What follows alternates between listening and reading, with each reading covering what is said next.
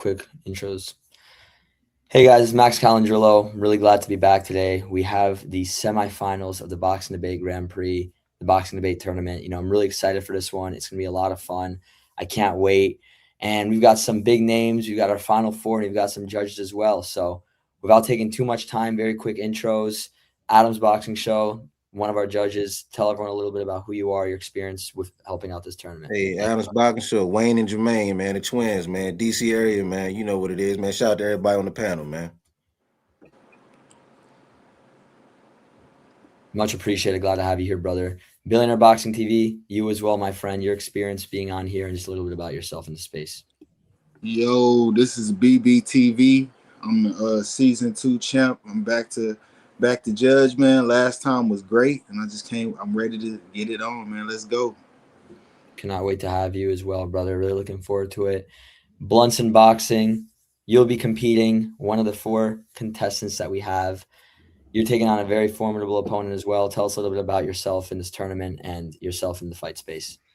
Man, just a boxing fan who likes to talk about boxing. So we do a space every Monday, open mic where we all just talk about the sport of boxing, the sport we love, and we do it for hours. Love it, man. Absolutely love it. Thank you so much for coming on.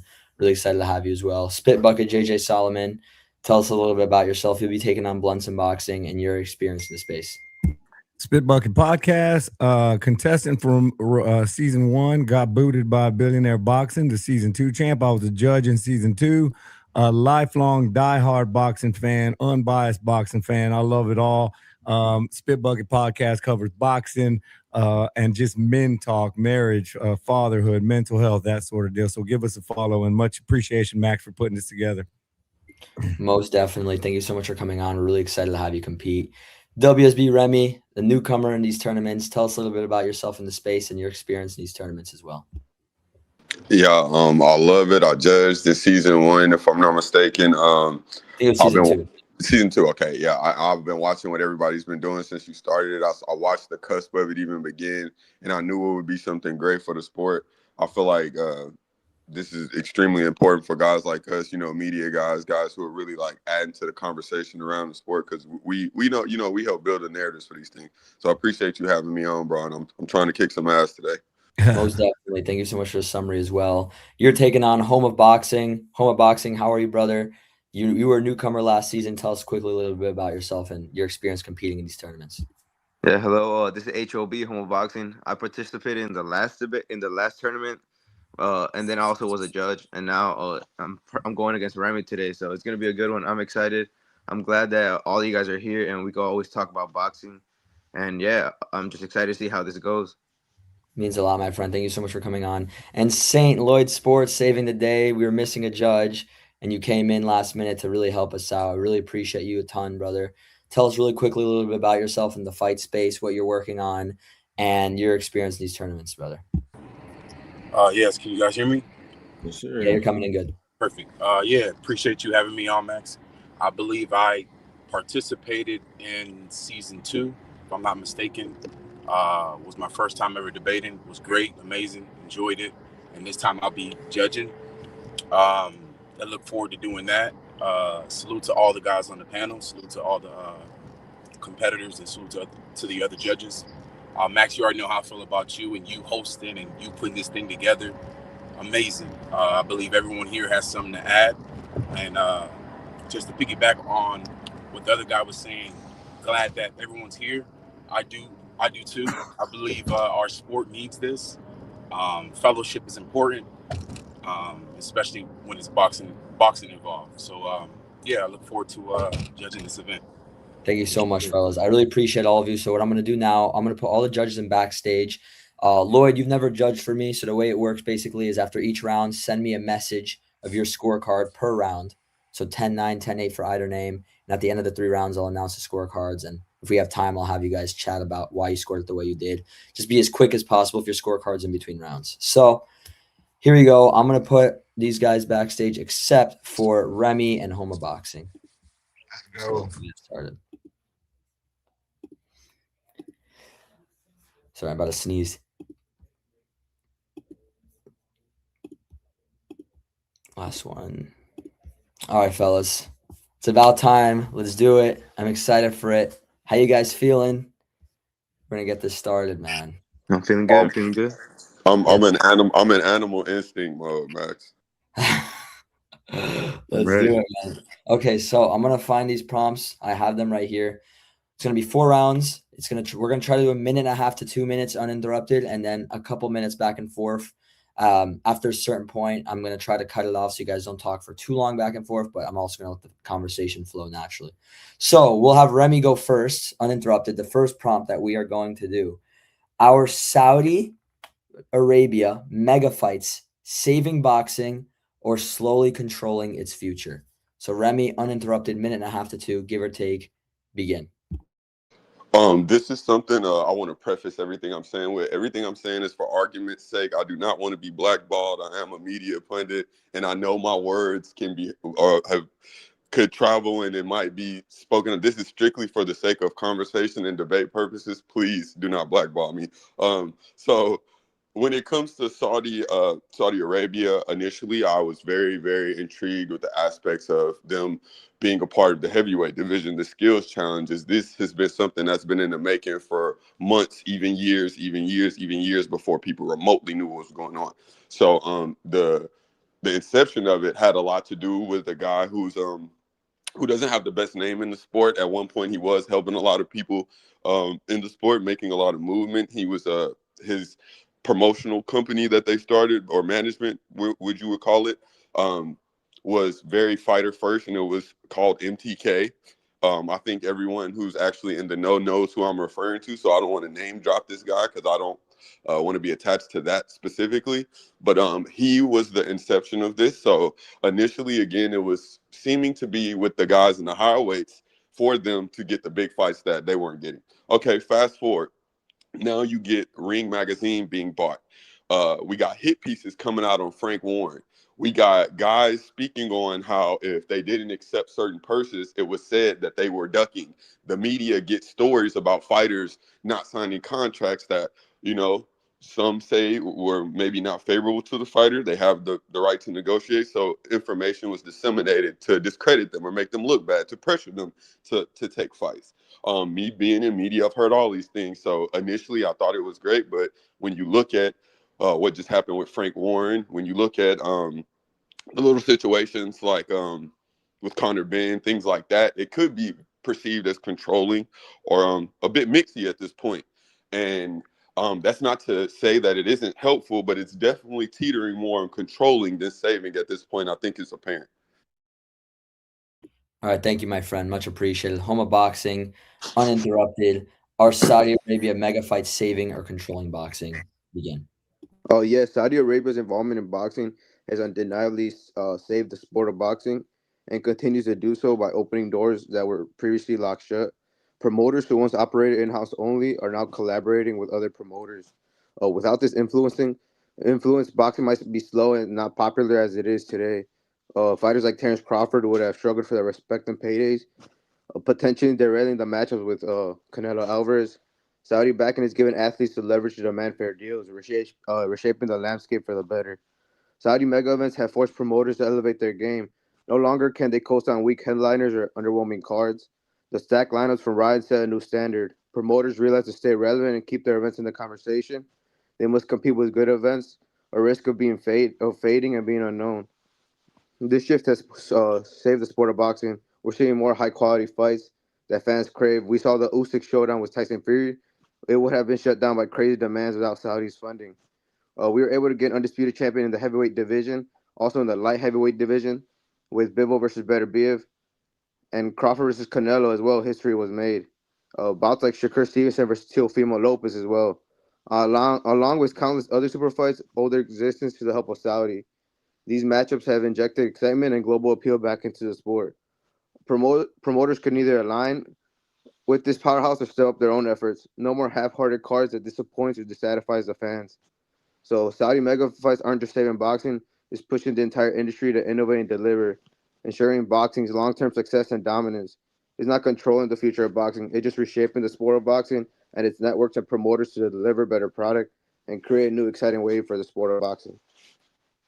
Thank you, my friend. Much appreciated. Now you guys are going to be debating back and forth conversation. Remy, you begin. You start talking first, but back and forth. Our Saudi Arabia mega fight, saving or controlling boxing, begin, guys. I'm so glad you brought up what you brought up, because that's like immediately what I was prepared for in this part. So you said that he brought us the undisputed in light heavyweight and the heavyweight divisions, but I'm sorry to tell you, brother, Josh Taylor got undisputed pre-Saudi Arabian fights. Jermell Charlo got undisputed pre-Saudi Arabian fights. Devin Haney got undisputed. Terrence Crawford, the same guy you brought up, he's undisputed twice before Saudi came into the picture. I think it's all hyperbole. I think a lot of it has to do with the gatekeepers of boxing not appreciating the sport enough to give it its just due everywhere possible. And I say that to say we have a lot of media who are shills for certain promotional companies, so they shit on some and they give others credit and they make everything mixy. All of these fights we didn't get had a lot to do with money. Bottom line, it was the suits. It was the suits. It had nothing to do with the fighters and the promotional. It had nothing to do with the fights not being able to happen. It was the business of the sport. We have to get these companies are like record labels. The big fighters, the big artists, they subsidize the smaller fighters and the smaller artists. So you get these smaller stars. You can't get a Errol Spence, Terrence Crawford every month, bro. That's not how it works. It has to get built up a certain way. And fans got impatient. The media didn't properly convey the information to them why certain fights weren't happening. So everybody started to think that fighters were scared, ignorant things like this, when the money just didn't make sense. And overall, people aren't as interested in boxing just on a basic level as they were because the NBA is so popular, NFL is so popular. Yeah, no, I see what you're trying to say. The fighters you first named, you said Charlo, Crawford, and I forgot who was the other guy you said. But all those guys, there wasn't going to be any issues for them getting undisputed. The fighters that I just named, we would have never even seen those fights till today. You said they were demanding money, and why didn't they ever get it? Because Saudi was never in the play. So that clearly shows Saudi has saved all those fights from happening. Those fights would have never happened before. Yeah. You said Josh Taylor. I think you said like Josh Taylor. Bro. Come on, you're talking. He's not on the same level as those guys. Like, I'm talking about top level fights that a lot of fans wanted. The WBSS none of those fights would have pretty happened. popular. I let you talk for a whole minute. Let me just no. He said we're supposed to go back and forth. You weren't supposed to let me talk the whole time. You weren't. You're right. You're right. You're supposed to interrupt me. Actually, I was waiting for you to interrupt me. No, and also your point was of saying from the beginning it made no sense what you're trying to say. You weren't even talking about how they're controlling boxing. You're just talking about like different promoters. Oh no, I was talking about the different arms of Saudi Arabia being involved in boxing. I knew that might have probably went over someone's head, so I'll connect the dots. You have a promotional company with an arm. They have media who can send out information that they want to be sent out. Not even just media, but they have Ring Magazine. That's what I'm saying. So yes, that could be considered. Yeah, but there's many outlets. There's the Zone. There's like so many. There's like Frank Lawrence. But you're not addressing what I just said. You're just talking about one main one. Like if they were controlling boxing, if I have a media arm, would be running. They would. If I have a media arm, that's not having a bit of control. If I have a media arm, a bit of control. The question is, are Saudi mega events saving boxing or slowly controlling its future? It's both. It's not even there yet. Only if you allow it. And us fans are not allowing that to happen. We have different. Well, actually, the fans are just the casuals, I don't know what accepting the fight, which is great. Fans are just accepting the fights. So I don't think most of the fans. None of those big fights that I said would have happened. How you were saying? No. You're missing completely. You think you're just fixed on the fights themselves. No. That's not what's going on. You're completely dismissing and ignoring what I just said because you don't have any point to combat it with. I'm guessing. I already told you the fighters you named, they could have easily been undisputed. What was stopping the other fights? What was stopping the other fights? Lack of interest, buddy. That's not nobody's fault. No one wanted to see the fights. It was always the money. Exactly. That's what I said. Bottom line, it was money. It wasn't because the promotional companies didn't want them to happen. Who was going to pay for the events? Exactly. No one. But then who paid Saudi? And that's why they say it's boxing. No, you generate money, you call shots. That simple. If B-Ball wants $1 million and Bateria wants $1 million and no one wants to pay them $1 million, then the fight not gonna happen. Exactly, but when Saudi came in, that changed. That's something they're saving boxing. Because that's on the other side of the country. Right? Saudi is closer to Europe, so it makes sense for those fights to come over there. Plus, they don't care to make money, brother. They weren't even, look, this is where you're missing the point completely. You think what you're saying is hitting a mark, but it's not. They had to take those fights over there because they wouldn't have made money over here, man. That's it. Why is the location an issue? That It's shit not is an issue. It's not an issue. But Then those why fights is you wanted would have never happened in America because nobody would have gave a fuck to pay At for least them we're here, man. still That's seeing it. the fights. We finally got an undisputed light heavyweight champion. That would have never happened. And then we got a Last champion, final points. undisputed champion in the heavyweight division. Like, Final points, guys. Anything else? Yeah, I made mine. yeah, man, me too. I'm just saying pretty much that, yeah, Saudi have saved boxing. But no, I understand what he's trying to say as well. But, Okay. yeah. Hey, guys. Round 1 comes to a close. All 3 judges send me your score total as soon as you guys can, either on X message or direct message, either or, just as soon as you can for me to see it. Round number 2, the prompt. Is defensive boxing unfairly labeled as boring in an era that rewards knockouts and viral moments? So I'll repeat that one more time because it's a little bit long. Is defensive boxing unfairly labeled as boring in an era that rewards knockouts and viral moments? Home of boxing, you begin uninterrupted. Go ahead, brother. Oh yes, defensive boxing is unfairly labeled as boring in an era that rewards knockouts and viral moments. Casual fans often toss around that criticism when boxers employ smart defense, but true boxing fans recognize it as a trait of mastery. Boxing is about the sweet science for a reason. It's about strategy, not just spectacle. We all love those highlight reel moments, but appreciating a fighter who can hit without getting hit, that's where the real talent shines. Defensive mastery is a rare skill that demands ring IQ, footwork, and timing. That's qualities many overlook. We all crave those explosive highlights, yet appreciating a fighter who can hit without getting hit requires a deeper understanding. It's a rare skill that elevates the sport. Shakur Stevenson's win over Teofimo Lopez. For the first time, many casual and media outlets admitted it wasn't a boring performance, largely because of the high caliber opponent. This inconsistency reveals the biased defensive boxers are penalized for avoiding reckless brawls or failing to deliver knockouts, even when they're dominating rounds convincingly. Defensive mastery is an art form. Floyd Mayweather demonstrated this, retiring undefeated as 50-0 as a defensive great. Critics called him boring, yet he outclassed aggressive stars like Manny Pacquiao and Canelo Alvarez, proving defense wins championships. Countless fighters attempt to emulate his style, but few succeed, which is why it's rare in modern boxing. In a sport that demands both offense and defense, why should we undervalue the intelligence that keeps athletes safe and victorious? Avoiding the brain trauma, which I would say is worth celebrating in a sport where health is paramount. Defensive boxing isn't boring. It's an elite craftsmanship unfairly overshadowed by knockout culture. And by appreciating, we honor the sport of boxing, and the defensive style is unfairly labeled as boring. Quick thing. From what I'm seeing, there may have been a little bit of a miscommunication on this issue that Remy messaged about in the chat, where I believe what it was is that you were supposed to argue. You put no, but you're arguing for it. Like you're arguing that it isn't. Like I don't know how to describe it, but basically it's like a reverse argument. The prompt is defensive boxing unfairly labeled as boring in an era that rewards knockouts and viral moments? So naturally, you would be saying no, it's not unfairly labeled as boring, but you're arguing that it should be. It should get more credit than it is. You know what I'm trying to say? Do you guys kind of understand what I'm trying to say, Remy? I want to. Yeah, because this was the argument. I prepared my argument how he did because when I read the message, I was under the impression that no meant that he'd be arguing against that, because that's what I took. That that makes sense. It lines up with it. The way you worded it, him saying no meant he didn't think it was unfair. Yeah. So what we could do, if we can either just use the tiebreaker instead of this round, or we can that's what we could do, honestly. And if it ends up being a draw, we'll just have Homa Boxing argue. We'll have Homa Boxing argue no, even though he thinks yes, if we have to do it. But we'll just skip this prompt and we'll move to a different prompt because there's a miscommunication. We're going to use our tiebreaker instead, and if it ends up being a draw, we'll bring this prompt back and we'll make it work.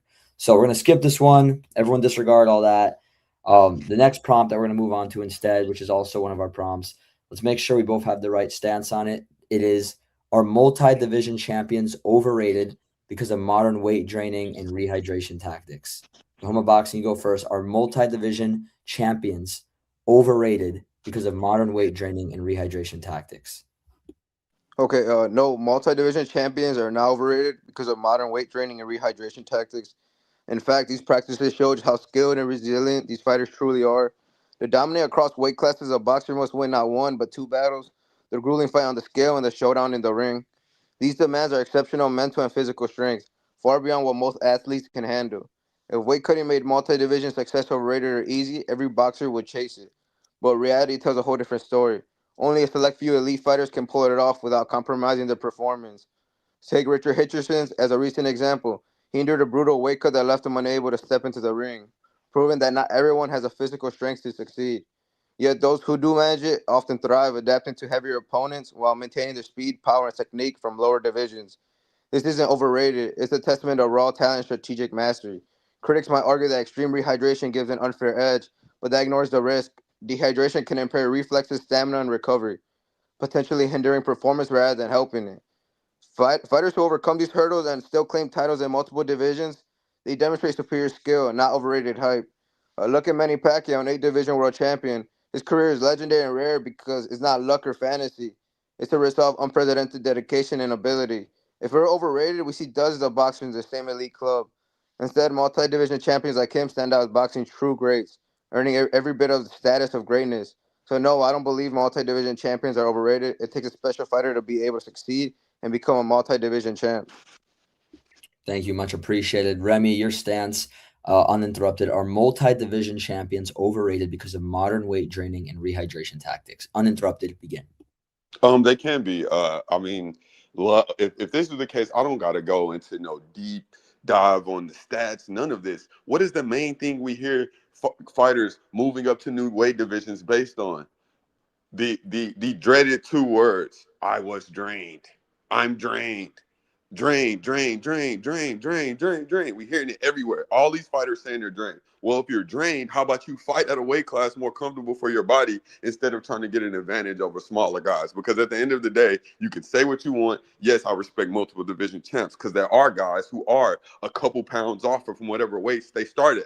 They may be fighting at 126 and a 130 or whatever the case may be.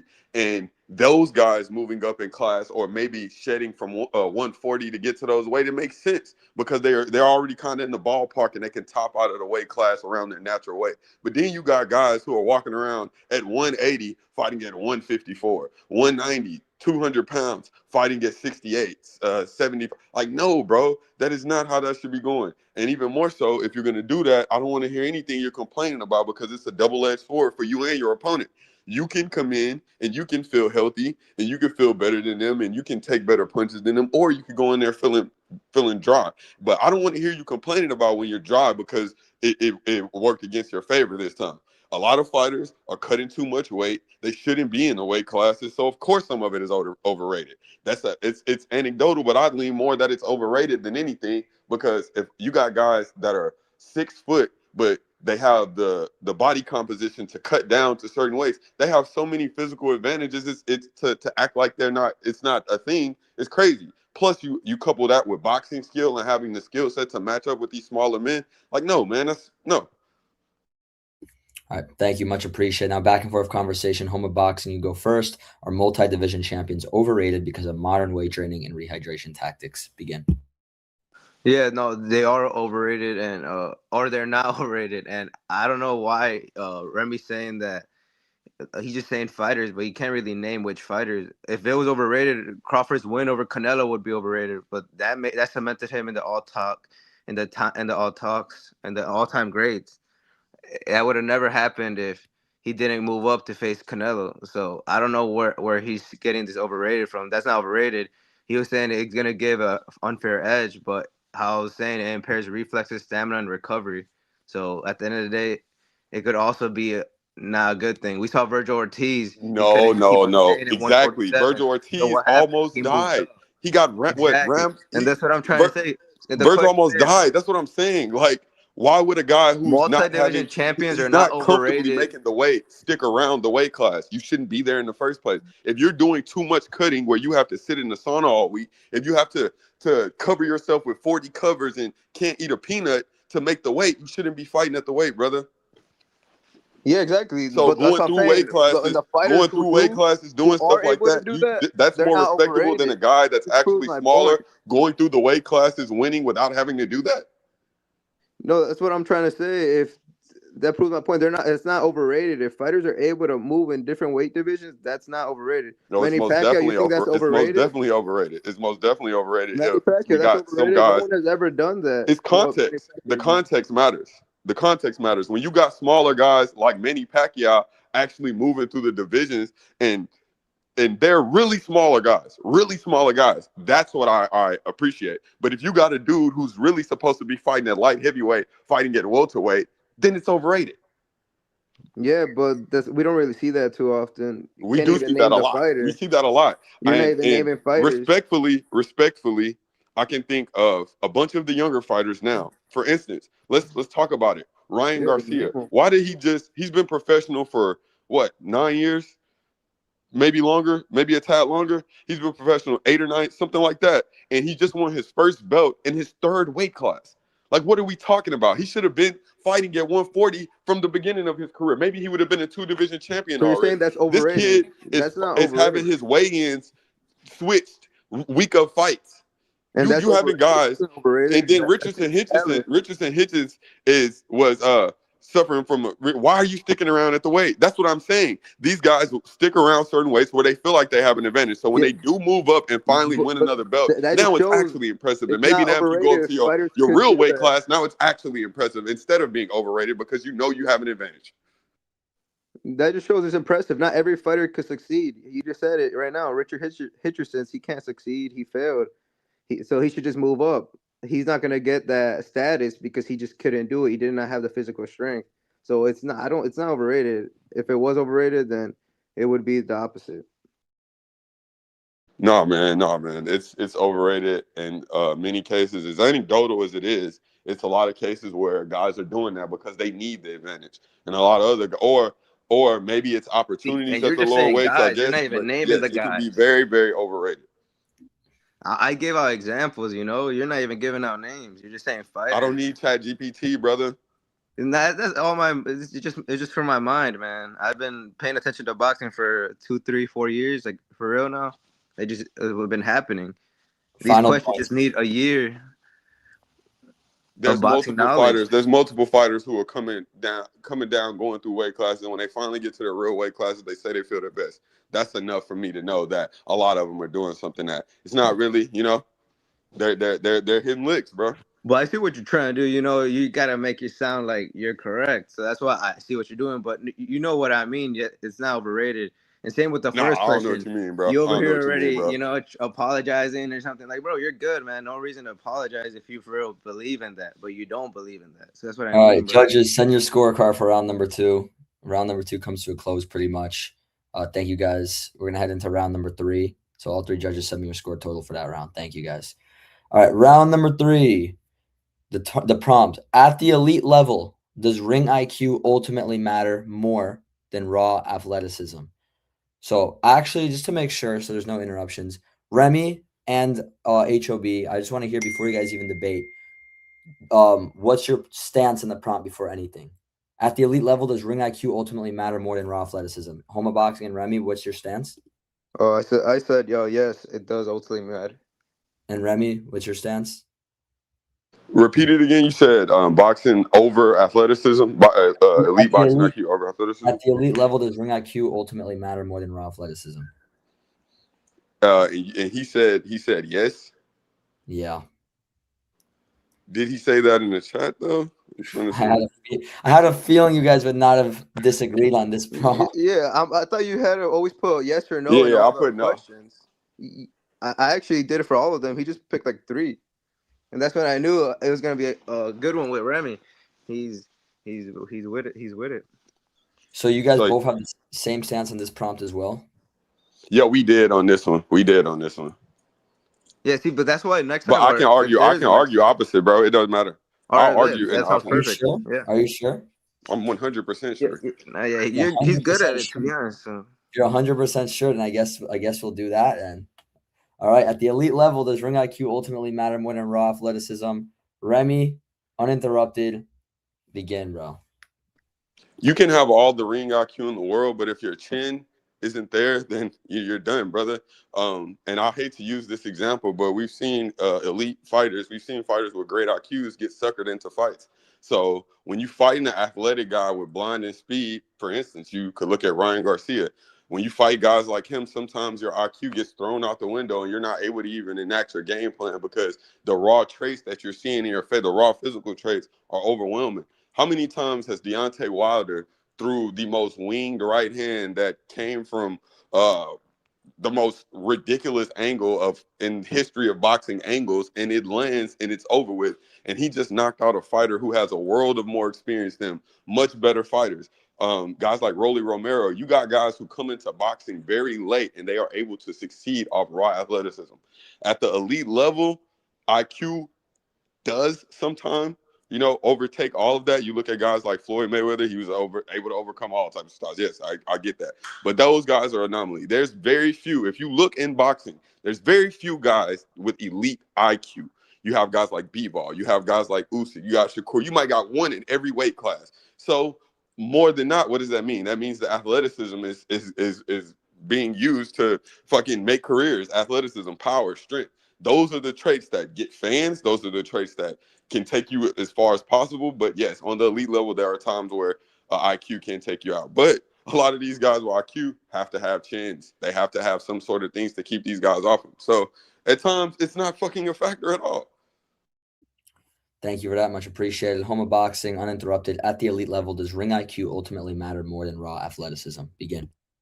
Yeah, I say at the elite level, ring IQ does ultimately matter more than raw athleticism. We saw true greatness demands ring IQ to overcome physical edges. In the heavyweight division, where size and athleticism often reign supreme, we saw Tyson Fury. He was praised for his mobility at 6'9", but Alexander Usyk, who Fury called a middleweight, he used superior ring IQ to outmaneuver him twice. Usyk solidified his undisputed crown. He beat Anthony Joshua twice, another athletic boxer. He used strategic pressure and angles in these matchups, showing why IQ consistently prevails raw athleticism. This theme is displayed across boxing's pound-per-pound elite. The current top 4 pound-for-pound rankings, Alexander Usyk, Naoya Inoue, Shakur Stevenson, and Jesse Bam Rodriguez, all feature undersized boxers who prevailed when they moved up through ring IQ. So Shakur Stevenson dismantled Teofimo Lopez in the super lightweight showdown. He used elite defensive IQ, precision counters, and footwork. And Teofimo Lopez didn't even win a single round. Another pound-for-pound fighter in Naoya Inoue, he ascended 4 divisions as a smaller fighter, relying on tactical brilliance to dethrone bigger champions. Jesse Bam Rodriguez, another top pound-for-pound fighter, mirrors this trend as well, unifying super flyweight belts as an undersized challenger. Even Terence Crawford masterclass against Canelo Alvarez demonstrates ring IQ superior. He jumped 2 weights to face the super middleweight powerhouse in Canelo, and then Crawford switched hitting IQ and timing, stripped Canelo off all his belts, becoming an undisputed champion in the third weight division. And all these fighters use calculated aggression to exploit gaps against naturally larger athletes. These pound-per-pound fighters demonstrate how far raw athleticism will get you, while ring IQ will always seem to prevail. In elite boxing, raw athleticism gets you far in boxing, or ring IQ wins the fight. It's the ultimate edge. History proves it, and so does the pound-per-pound rankings. IQ isn't just important, it's what's needed to be part of the pound-per-pound greatness. Thank you. Much appreciated. Now, back and forth conversation. Remy, you begin. At the elite level, does ring IQ ultimately matter more than raw athleticism? Go ahead, guys. Home of Boxing, bro. Just like let's go off script with me for a second. Like let's go mano a mano here. No stats, no nothing. I want it's good, bro. You tell me what you you're think. able to I'm gonna have tell you what I notes, think. so you're What I making think it. You're is making that it seem like that's just because you absolute didn't get bullshit. prepared and write down notes, like don't That's try to fine. make it. That's fine. That's fine. That's fine. You I have know, no problem with that. I just That's you wrote down being notes, prepared. man. Don't be It's my offended bad by that I'm being writing down prepared. notes. It's nothing to This be barely offended the by. second I'm debate, saying this. I'm saying But let's you're right. take it Next to. time I should come, off the top. But it's fine. Right now, I've just been writing notes, so I'm not No, I here feel to. you. I feel you. That's I'm fine. not crazy. Don't you taking it to heart. Let's talk now. Let's talk. We spent too much time on that. No, so look, for a fact, athleticism had a lot to do with Terence Crawford beating Canelo too, right? They're 2 elite fighters at the top level. Him being more athletic than him also played a huge Okay, factor what into why he was about able to get out Inoue? of the What way of about his punches. Bam? What about It had Usyk?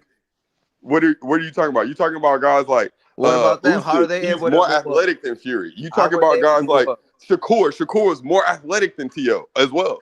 But who has Mayweather was who more has the better athletic than a lot of the IQ? guys he beat. His The guys IQ was that won. also a factor, but he was more athletic too. And athleticism versus Why are all IQ. the How top many 4 fights can pound per you think pound of in your fighters head where the best athletic guy IQ? won? We just witnessed a fight where Devin Haney and Ryan Garcia, even though he cheated, we saw a guy who's had historically shown to have a better IQ than Ryan Garcia get suckered into a fight that didn't didn't make the most sense for him, and then he lost because of athleticism. No, bruh. No, bruh. Didn't you That say he cheated? it's Like, very few. you said he You have less examples of athleticism. I mean, elite IQ beating athleticism. There's a bunch of them. There's a bunch of guys who are athletic that beat elite guys with IQ, and that was all they had. Some of them have IQ with no punching power. Have really good IQ, no punching power. You got guys like Yeah, but the question is at the elite level, does ring IQ ultimately matter more than raw athleticism? And that shows that at the elite level, it does matter. Why are the top 4 pound for pound fighters all fighters that moved up?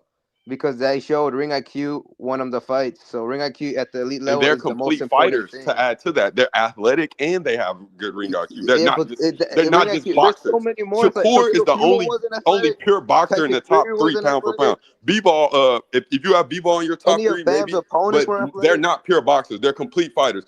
Inoue is a complete fighter. Usyk is a complete fighter. Yes, and what makes it They're complete is complete the fighters. They're IQ. Not a not lot of boxers. fighters have that. They have everything else, but they do not have the IQ. Those fighters that I named in the top 4 have the IQ. That's why they're They there. have IQ, but If it that's was not the all other they way have. around, They can do it would everything. So be if someone can do everything, only then you raw can't just say athleticism they're a people boxer. on the top. But clearly it's IQ people at the top. There's So archetypes for fighters. There's archetypes for fighters. You have the counter puncher, the boxer puncher, the brawler, the inside fighter, the outside fighter. They're all archetypes, bro. All those archetypes in the top 5 are complete archetypes for the most part. It's yes, only but the one guy in IQ is that the top main 5 thing who's that helps them considered win. strictly a boxer, and that's Shakur Stevenson. Argue with The me about that. IQ is the main reason why they're able to do all those things.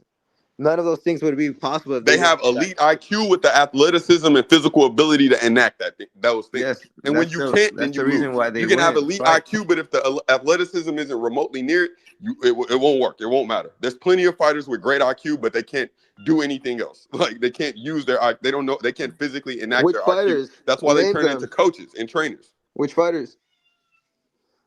You can think of a bunch of them. Guys like how well did Robert Garcia do on the championship level? He did really good, You're but talking there was about a like certain level he got to fighters where from guys were like bigger years than him, ago, more man. athletic than You're him, not even and he naming was a able fighter to from take this that same year. knowledge and Did you go say and train Robert and be Garcia, better. the trainer? A great trainer, yes. Yes, he's a great trainer, but I'm talking about recent example. You're naming me from 15 years ago. You said an example. Now you're trying to pigeonhole my Oh, example. nah, What are you're we right. doing? That's true, but I'm just naming recent No, I examples. gave you So an I was example. thinking the Accept same it and thing. let's move on. But you only gave one though. You would like to use the word You asked for fighters a one, I lot. gave you one. You didn't say you wanted 2. What are we doing here? No, I just named a decent amount, so that's why I'm I'm giving just out saying you asked fighters for an that example. I gave you actually one. Now you're asking for have another one. used What the are we doing? O-rated IQ. You putting time limits on it? You talking about 15 years ago? Like, what are we doing, man? Come on. All right, final points, guys, if any. No, I made mine, bro. I made mine. No, that's all I had to say. All right. Great round once again, guys. You guys are hilarious. Judges, send me your scorecards, please. Much appreciated. We're gonna Max, you funny, bro. I'm cracking up during the entire little back and forth you guys are having. It's great. Thank you, judges, for sending. Much appreciated. We're gonna head into round number 4. First time I've had to use the tiebreaker, but it's understandable. There's a little technicality. If it ends up being a tie, then we're going to go back to the prompt that we had the initial issue with, and Homa Boxing will actually have to argue against his initial take the same way Remy did if we need to. But this is the round that was initially the tiebreaker that we're going to be using. The prompt is boxing better with rival promoters or one central authority? So before we debate, both of you, what's your stance? Is boxing better for rival promoters or one central authority? Rival promoters. Homa Boxing. Yeah, I said one central authority. Thank Josh. Okay, so we'll do Homa Boxing uninterrupted. You go first. Is boxing better with rival promoters or one central authority? Begin.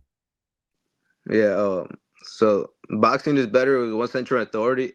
Due to that, we're able to get fights finalized, and we'll have promoters stopping fights from happening due to the unfair demands they are asking. When it comes to rival promoters, they decide not to work with one another, as we've seen with Eddie Hearn and Frank Warren. They never like to work together until one central authority in Turkey, Alex Sheik. He came in the picture, and suddenly all that A side and B side and the rivalry from promoters went away. The rival promoters realized they have to start working together. They both want to benefit, which showed one central authority helps elevate boxing. Instead of rival promoters keeping fights in-house and making it possible to ever work with one another because of the crazy demands they're asking to get the fights across the finish line, It just slows down the sport. As we've seen, it's been uplifted, and promoters are now pressured to work with one another. Now we're seeing Golden Boy work with every promotion and Top Rank as well, allowing their fighters to go fight on other promotions. Before that, that would never be the case. Promoters would always try to keep it in their promotions, but promoters realize they'll end up falling off or being unknown.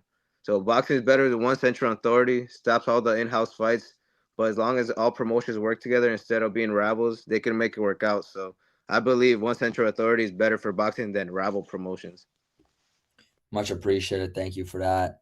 Now we're going to do uninterrupted for Remy. Is boxing better for rival promoters or one central authority? Go ahead, brother.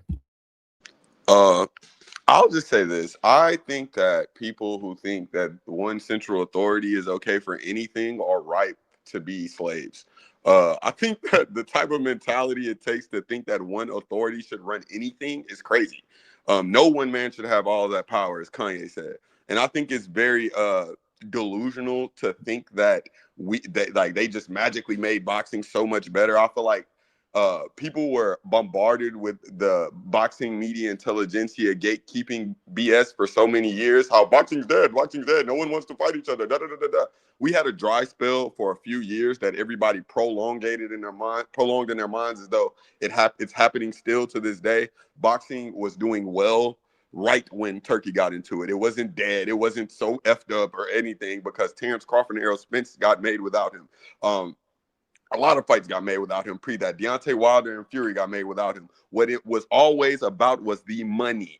Do these guys bring enough money? Do they generate enough money? And all promoters are going to use their fighter being the A side to their advantage. That is basic business. And when fans try to argue about stuff like that, it's just them being catty, if you ask me. People being catty and not understanding the dynamics of how fights are built. People have to be marketed properly to their niche audiences. People have to actually be brought up in the sport of boxing properly. Everybody loves to say, everybody wants to be the macho machismo boxing fan. Oh, I want this. I want this now. This happens now, or you're not this, or da-da-da. But instead of, you've been watching this sport for so long, you see how it works, but you're still denying the basics of it. These fights need to get built up. Saudi has definitely injected money into the sport, and it's always great to have more competition. But when they're rivals, it is always free game for the fighters. And that's what I want, free market. The fighters get to choose who they want to be with. No one wants to have to go through one promoter, because then that's how people get blackballed, and that's how it's only one door to go through. No, that's not good for boxing at all. And then it's funny how people make the argument that, Al Heyman and Oscar and Bob were doing all this crazy stuff. And then when someone actually comes to try to take over the sport and make one central authority, it's okay now. They're happy about it. I don't know. That's crazy to me. All right, much appreciated. Thank you for that once again. Back and forth conversation. Homa Boxing will have you go first, but you guys going back and forth is normal. Is boxing better for rival promoters or one central authority? Begin. No, yeah, I see what you're trying to say. I kind of agree with you, but I just because the question says rival promoters. So if it was like friendly promoters, then I would be like, oh, friendly promoters all day. But rival promoters, that means they're going to keep fights in-house. They're not going to want to make the fights happen with one another. So that's why I put one central authority. I'll assume with one central authority, that would change. HOB, bro. Fights I don't want you. Look, say we're in business in the same field. I don't want you to make more money than me, bro. I'm sorry. Like, that's just not what I want. I don't want you to make more money than me. I don't want you doing better. We could still be, friendly, but they're being rival promoters, which means they're not going to work together, No, they're just fighting for leverage. They're just vying for leverage. That's it. They're fighting for leverage. That's why fights don't happen. That's why we never got the fights that I was naming in the beginning. No, that's because instead of promoting the fights, in another manner, we're all cogs in the wheel here, brother. The media, the fans, the fighters, the promoters, we all have an onus to the sport, and we all have a function in the sport. The media has to convey the information to the casuals in a way that's palatable for them to feel like they're invested in something that matters. As soon as you got guys, and I don't want to throw these guys' names, some of these guys still have jobs in boxing, and they blackball people. But a lot of these guys were being paid to disrespect certain promoters. So that's what the issue was. The promoters were mud bashing each other. And then it's funny because the same accusations that some of these promoters were getting in 2015, 2016, 2017, 2018, we have someone enacting all this stuff right in our face, and everyone's clapping. So what the real problem is The fighters need agency. That's what I want. The fighters need agency, and rival promoters bring that. One central authority makes it like the UFC, and boxing will never benefit from being like UFC. Period. No, yeah, no, I see what you're trying to say, but nah, it's because I just went with like what I felt was better because the question said rival promotions, and we saw what happened before there was any like Saudi money. There was never any fights happening because they try to keep it in house. So that's why I felt like That's hyperbole to me. promotion To would me, be that's good. like pure hyperbole. Like, yeah, there was a time period where this is what I'll say. I thought it was a time period where we were getting too many pay-per-views. We were getting way too many pay-per-views. I don't want to see Charles Martin on my pay-per-view card against anyone. I think it was Luis Ortiz at that or something like that. I don't want to see that on my TV at all. Yeah, But and then where would that be just on the same like I said, platform, same fighters? They wouldn't ever get a different fighter from a different there were platform. fights happening. There were fights happening. It's just like, I don't know. I feel like boxing fans are like them spoiled, that spoiled kid or that woman that's always got you chasing something. You do one Yeah, thing and then and it's that another was thing you got to that. do. We You do didn't one feel thing, that it's another thing for you a got to do. You do while one thing, it's until another thing you Saudi got to do. came in the picture. But this is a different question. But it's pretty much almost the same question as the other one. But yeah. All right, sounds like you guys are pretty much done with this prompt as well. So, judges, send me your score totals for round number 4, and I'll be able to announce the outcome for this. So, all 3 judges, please send it. Thank you both, fellas, so much for No, this was debate. fun, bro. This was fun. Yes, sir. I enjoyed hearing all of you guys. Yeah, So, yeah, this was good. Appreciate you guys. HOB, I tried to argue with you a little bit, bro. No offense. I just wanted to make this. No, you're good, man. I just, I wasn't even prepared for all of this, to be honest. So I just kind of, but no, I kind of realized this is what happens in these debates.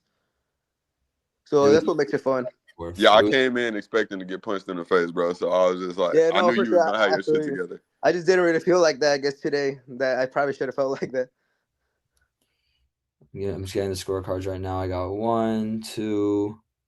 Just need one more score. Saint Lloyd Sports. I need you to send it. There we go. Hey, but also all those questions, you did pick them. You picked pretty much all 3. So, at the end of the day, it was kind of hard on my end. I'm gonna be real with you, HOB. I had to be ready for it though. I didn't have to study for none of that because I was like, I've argued about all that stuff a trillion times, bro. I'm not gonna lie, like I've argued about everything Max put in there pretty much. No, bro. that's what I'm saying, but I saw you pick like those 3 specifically, and we got those right now, so hopefully at least I won one. Nah, HOB, I feel like me and you would I feel like that would make for the best conversations for us. Not more so like, remember what I text you in the group? I just felt like it would be the stuff. I thought it was like hot topics. You feel me? Yeah, no, for sure. But I didn't back down, so I'm glad that that's why I had to get my notes ready. But hopefully, good. Let me know when you guys are ready because I have the outcome. So let's do it now. First score total: Adams Boxing Show scores about 39 to 37. Billionaire Boxing TV scores about 40 to 37, and Saint scores about 40 to 36. For your winner by unanimous decision, WSB Remy gets the job done by unanimous decision. Congratulations, my friend. You advanced to the finals. I'm in the championships. Let's go. Cigar talking this motherfucker. Thank you so much, Homa Boxing. Before I get the judges quickly making their takes, Homa Boxing, if you want to just quickly have a minute to talk really quickly before you wrap up, and then I'll have Remy make his little chat as well. So go ahead, my friend. Yeah, hello. I appreciate you guys. I'm glad that I was a part of this, and at least I made it against a tougher competitor like Remy. And yeah, no, this was a good debate, and I'll be definitely more than happy to be in the other ones, and I'll for sure try to be even more prepared. Always appreciate you, brother. Thank you so much for stepping in. I thought you clipped me on a couple of them subjects, bro. I had to like reel it in and figure out a way to go back against you. Like a couple times, I had to rewire what I was on. No, yeah, no, for sure, man. Good stuff. You were a tough competitor for sure. When we started, I was like, damn, it's gonna be some tough work for sure. So yeah, no, good stuff, guys. Thank you, my friend. Really appreciate everything, man. GG's, bro. Yeah, GG's, brother. We'll talk soon, brother. All right, Remy, congratulations, brother. You get the job done by UD. You look really sharp out there. You have a strong mouthpiece, that's for sure. And you advanced to the finals. How you feeling, brother? What you think of the debate and the next week you have as well? Hey, I appreciate that compliment, bro. Like, y'all, I really appreciate it. This is me personally getting into this. So I'm really still getting my feet in the pool, and I'm trying to make sure I hit stuff that I feel like y'all as judges would appreciate. So I'm glad that it worked. I'm glad I got the win, and I'm ready for the finals. And I know I got some smoke in the finals. We can't wait. We can't. What do you think? Right before I ask the judges, what do you think about this matchup coming up, JJ and Blunts, man? Come on, man. Like I'm really competitive, bro. I'm like extremely competitive, bro. Just like in my nature as a person. So I'm like super. I've been like I told you when it started before we even got live. I said I'm looking at this matchup, like I'm watching them, like for sure. Cannot wait, brother. We'll see you very soon. Thank you so much, and great performance today, brother. Thank y'all, and thank y'all to the judges too, man. Salute Sure. y'all. Shout Yes, out to sir, everybody's platform. Cigar Talk in the building, man. Salute, brother. Great work, man. We'll talk Sure. about it, brother. All right, judges. Let's get your intake as well. Billions, can you hear me, brother? Am I coming through? And what did you think about those debates? I can hear you. Can y'all hear me? Yeah, you're good. All right, so bro, that was a tough debate. I'm not gonna lie, bro. All 4 rounds. I think the first round, I mean, I'm gonna just say they were all pretty much kind of the same for me. I loved a lot of how boxing HOB's initial arguments, but man, like those last 3 rounds, he just let Remy beat him down in the back and forth, man. Like it got real ugly out there. Like it was like he came out there styling on him, but in the championship rounds, he just got beat down, man. So it was a great debate though. How HOB, man, you got some skills though, bro, for sure. Respect, brother. I'm really glad we got to do it. And Billions, thank you for your intake. You've got a very tough one to score coming up. So you're gonna have to be prepared for that. You went against both of them. So you know that this one's gonna be a firefight. Man. Yes, sir, bro. We can't wait to hear your thoughts on that one, brother. So thank you, brother, and we'll talk very soon. Sure. Hey, hey, Adams, bro. Y'all send me Jermaine send me y'all Wayne and Jermaine. Y'all send me y'all number, bro, in the DMs. Oh, got you. I definitely will. I'm gonna do that right now. Adams, what'd you think of that debate as well, my friend? You man. had it 39-37 for Remy. What'd you think? That was a good one, man. I did give HOB the first one, then Remy closed out strong in them last 3, and I believe he had to change his stance on one of them. I guess he had to argue the That's negative. crazy. Yeah, That was impressive. He still won. You won that round on all 3 judges' scores, by the way. Which Hey, see, bro, I was praying that. I was like that I needed that ego boost, bro. That was pretty clean. I'm not gonna lie. Continue, Adams. Nah, man, that was very impressive. That he had to switch his whole thing. Like, man, I don't know if I would been able to do that, man, but that was very impressive, dog. I gotta give him credit on that one. For sure. Much appreciated. Yeah, we can't wait to have you score the next one. As I told our last judge, Billions, you're gonna have to be very prepared for this next one because this one's gonna be a very competitive back and forth. So be prepared, my friend. But thank you so much. And we'll talk in the next few minutes or so. All right, Saints. Thank you so much for helping us as well, brother. I don't know if you can hear me if I'm coming through for you. You had a 40-36 for Remy. What'd you think of that debate, man? Yeah, great debate. Just to piggyback off Billionaire. Salute to the judges again. Hell of a debate, man. All 4 rounds. You know, we had a little bit of a hiccup with the prompt, but I'm glad that you fixed that. And man, I gotta say, the questions, I don't know how you come up with them. Great, man. Great, like questions. Lloyd, I told him, bro, before when he sent him, Lloyd, I swear to God, that's the first thing I said to him. Yeah, man. Salute. So round 1, I kind of sent you a bit what I wanted to say. I won't say it all, but I just felt like off the start, Remy was very informative. And he explained how Saudi appeared on the scene, which was something interesting to hear. Gave great details to it.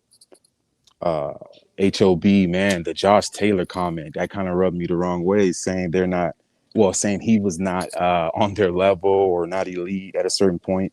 I just disagree on that sentiment. So that was round 1.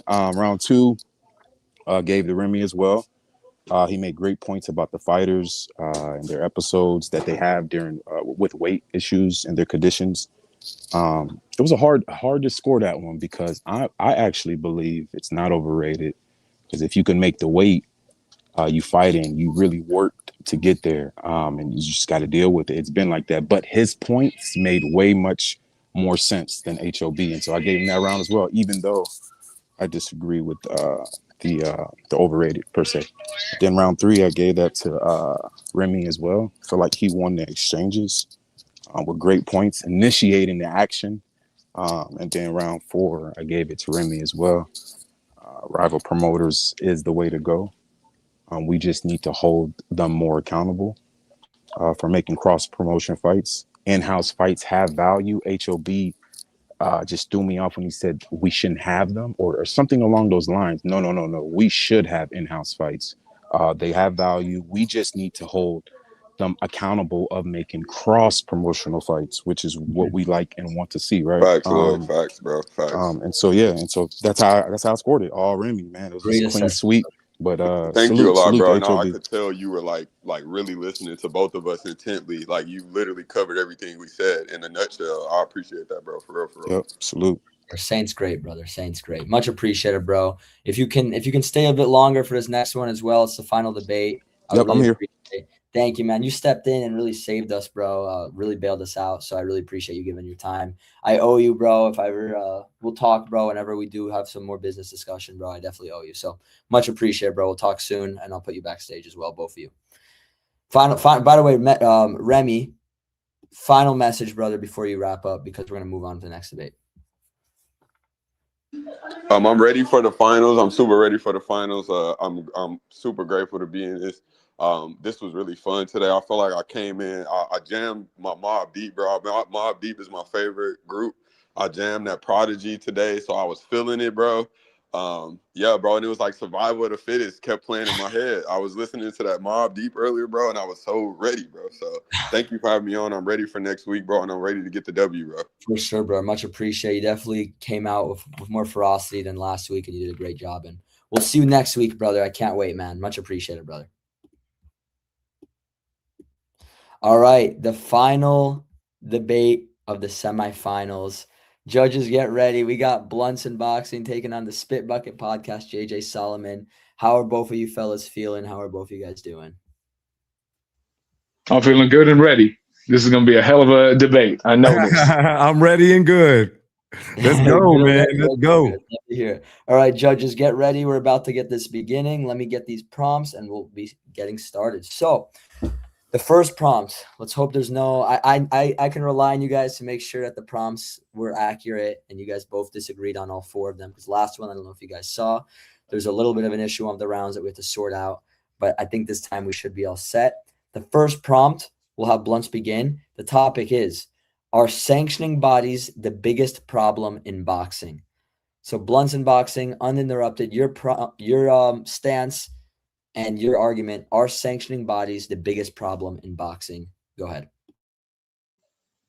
And I said yes, right? And JJ, you said no, right? I said no. All right, good. Perfect. All right, let's do this. Okay.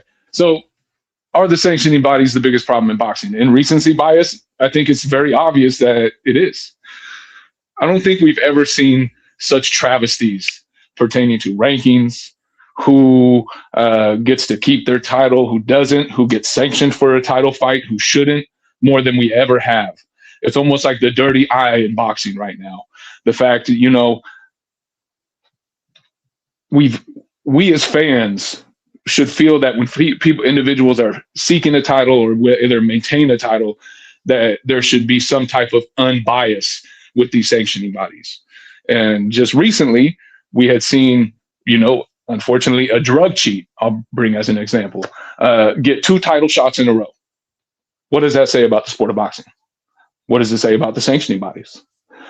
Recently, we just saw individuals get stripped from his title, even though he was not fighting for that title or in the division that he held that title, because he wouldn't pay a $100,000 sanctioning fee. What does that look for the sport of boxing? What does it look like for the sanctioning bodies? The thing is unfortunately, right now, the sanctioning bodies are hurting the sport of boxing more than ever. And unfortunately, they aren't helping themselves. They constantly are biting themselves in the butt. And we just recently saw it with the IBF. And if rumors are true, they stripped somebody who paid their sanctioning fee up front, and subsequently now looks like as if really just champions and championships no longer really matter in the sport. There's no consistency, and that hurts our sport. Thank you, my friend. Much appreciated. JJ Solomon, the Spit Bucket, uninterrupted. Are sanctioning bodies the biggest problem in boxing? Begin. All right, man. So the biggest problem in boxing, the first thing I want to address something you said. You said, I've never seen such a travesty about these sanctioning bodies. And it's like you're forgetting Tank Davis and Lamont Roach. You're forgetting Ismael Barroso and Rolly Romero. Like, those are travesties. Those hurt individuals in the sport. But back to my, let me get back to this. Yes, sanctioning bodies have lots of flaws. Too many belts, sanctioning fees, questionable rankings. We've seen it, stripping fighters, giving other fighters title shots that they don't deserve. But calling them the biggest problem in boxing ignores real issues hurting the sport.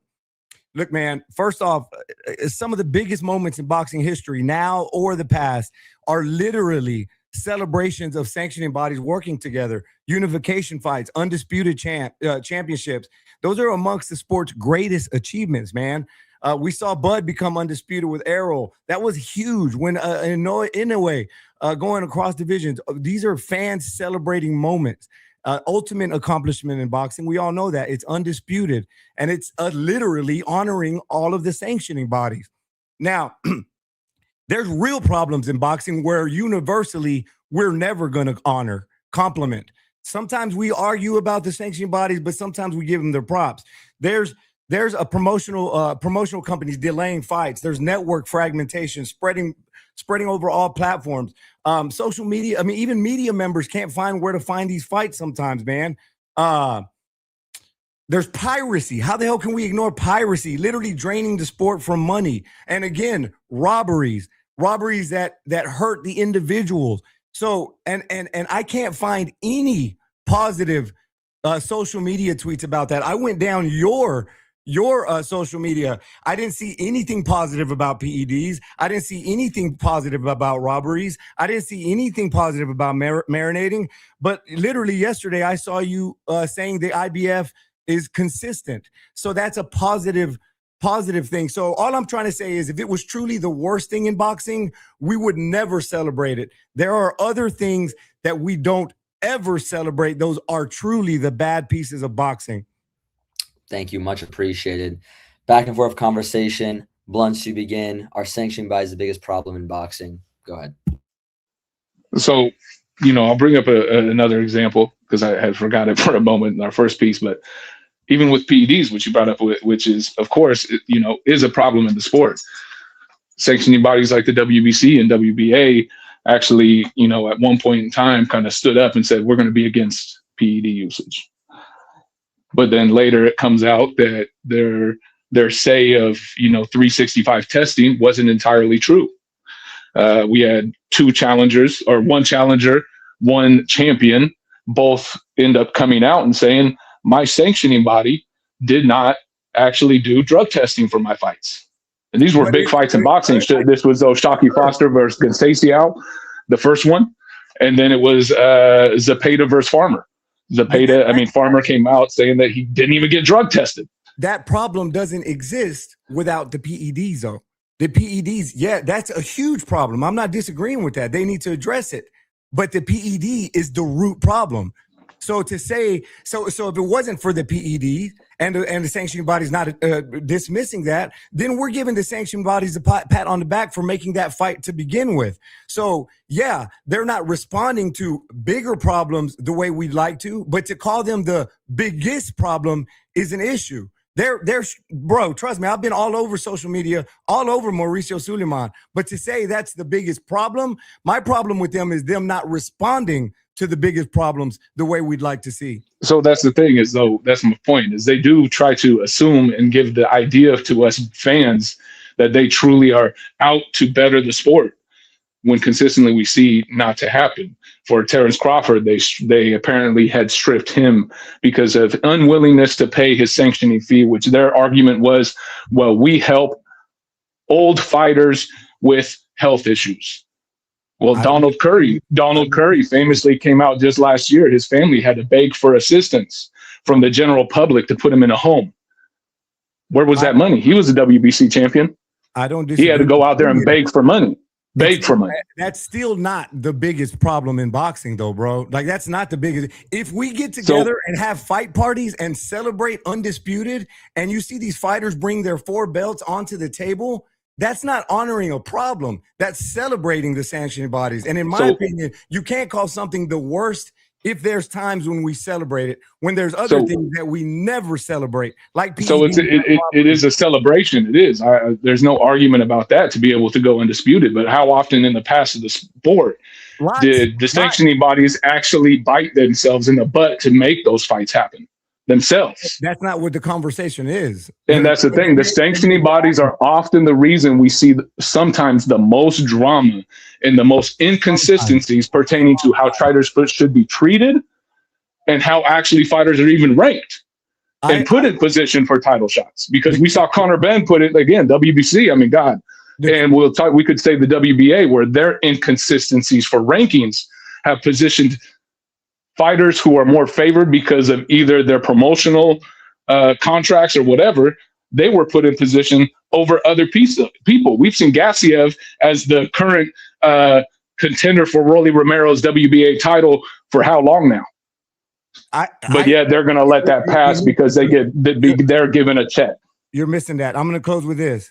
I did not find one positive tweet about PEDs from you, about robberies from you, about letting fights marinate from you.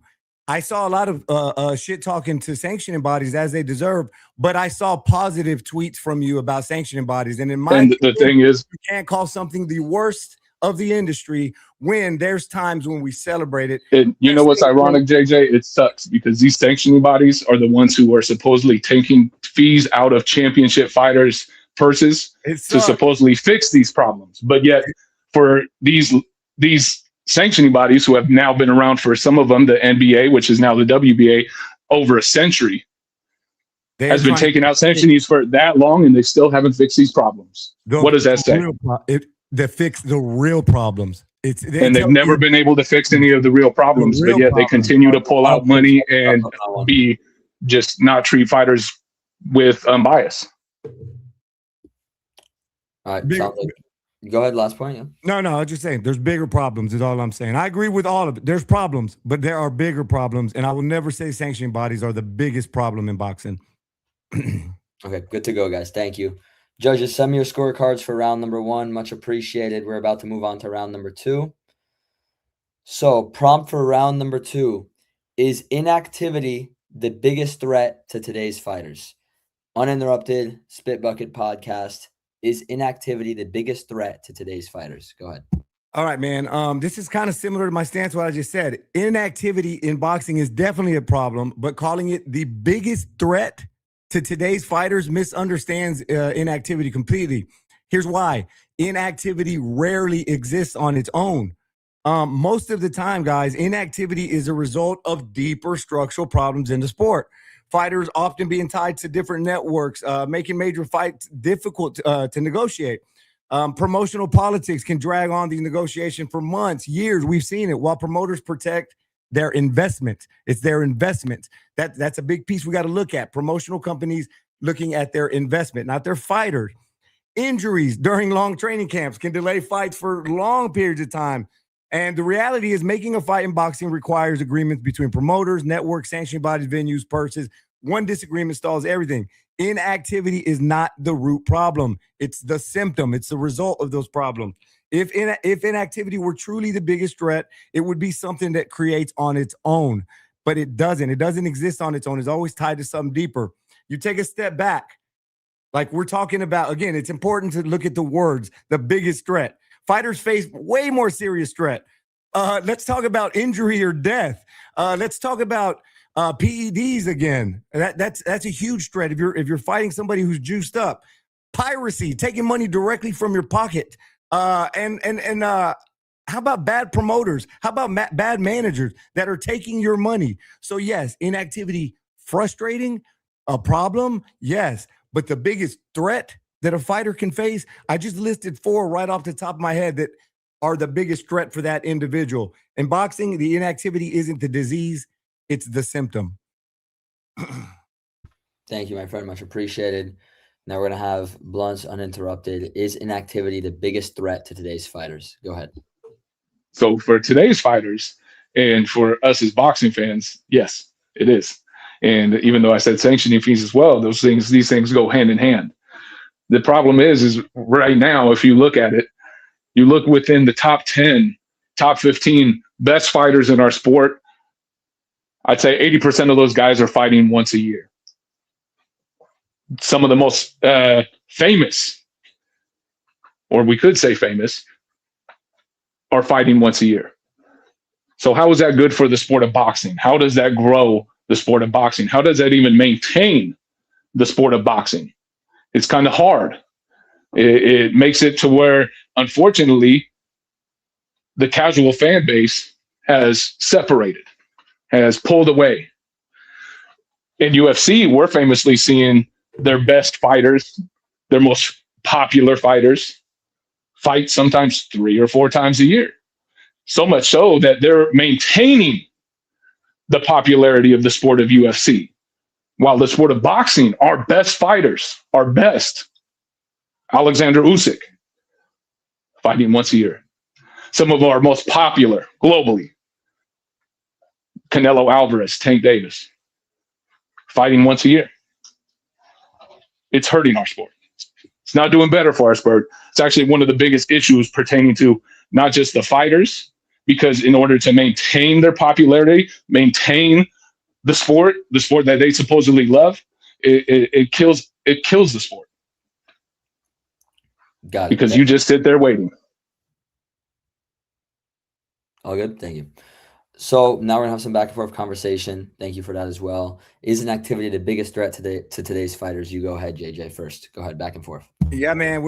I think we're missing. You make excellent points, as I expected you to, but we're missing the mark here. The topic is a threat to the fighter, not to the industry, not to the fans, not to anything. You brought up the UFC fighting multiple times a year and keeping them active. That's great for the UFC. That's great for their fan base. But the fighter, what does that result to for the fighter? If at the end of their career, they're going to be bugging the hell out of boxers to fight them in the ring. We are talking about the biggest threat to fighters. And you mentioned Canelo. You mentioned Tank. You're talking about the anomalies that are fighting once a year. Those guys are choosing to because they've got millions in the bank. Tank Davis. No, they're waiting for big paydays. Well, they're sitting on big paydays. They're sitting on one big payday a year. One big payday a year. But that's not a threat to the fighter. How is that a threat? But it is though, because so JJ, that's the thing is it dwindles the sport that they're in, which in turn dwindles the amount of eyes that watch them. So tell me how that's just the reality of it. Yeah, but at the end of their career, how is that a threat to them, bro? Like to the end of their career, it's dwindling. So that's the thing, Terrence. So that's the thing, JJ. That's one of the biggest talking points when equating a fighter's resume. When you look at what they have done in the sport, and these are sometimes things that are done. When you look at it and we equate this person's legacy, and they very much so consider their legacy, it's often brought up. These guys are fighting once a year. And it's really diminishing their legacy within the sport, because what do we often say? The all-time greats that we speak of, like Sugar Ray Robinson, Henry Armstrong, when those guys are brought up, even if we go into the 70s, like Ali, how many times did he defend the undisputed lineal heavyweight championship in a year? 4 times. This generation isn't going to be able to say that. In 20 years, they're all going to remember this. And Terrence Crawford's choice to fight once a year has solidified him, concreted him into one of the best of all time. The kids today aren't going to be talking about the 4 kings anymore. They're looking at what we have now. And I just want you to which they rarely see, JJ.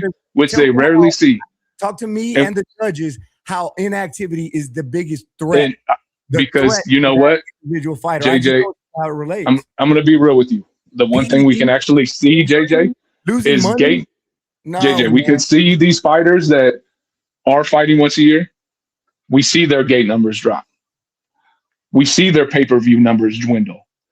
Do you know Canelo Alvarez, because of matchmaking, inactivity, lack of whatever else, what were those Skull numbers? But how is that his? So little people actually cared to watch Canelo Alvarez. Canelo's biggest threat right now would be a Benavidez Inactivity. Juiced up and way bigger than him. That's his big injury. Like there's so many bigger threats than inactivity. That's all I'm saying. And as we had stated earlier, the sanctioning bodies are supposed to keep that from occurring. Inactivity is not the biggest threat a fighter faces today, 10 years ago, 20 years ago, 50 years ago. Inactivity is a threat, maybe number 6 or 7, but not number 1. Unlike any time before, JJ, it's unfortunate because I'm sure you and I both been watching the sport forever. Our stars never fought so infrequent. That is a problem. That is a problem for the fighters. That is a genuine problem for their fighters and their legacy long term. Safety, PEDs, money, those are all bigger threats to the individual This fighter. is boxing. There is no such thing as safety. You are a gladiator. You're putting your life on the line every time you go in there. Protect yourself at all times. And if that means fighting once a year, that's protecting yourself. That's the number 1 rule in boxing, bro. And again, unfortunately, you could do that, but you don't do yourself as a boxer pertaining to legacy or even really paydays nowadays. It doesn't help you. It really doesn't. That's not my biggest threat. I promise. All right, guys. Thank you so much for that. Good Judges, round, brother. Great round once again. Judges, send me your score totals. Round number 2 comes to a close. We're going to move on to round number 3. Round number 3's prompt.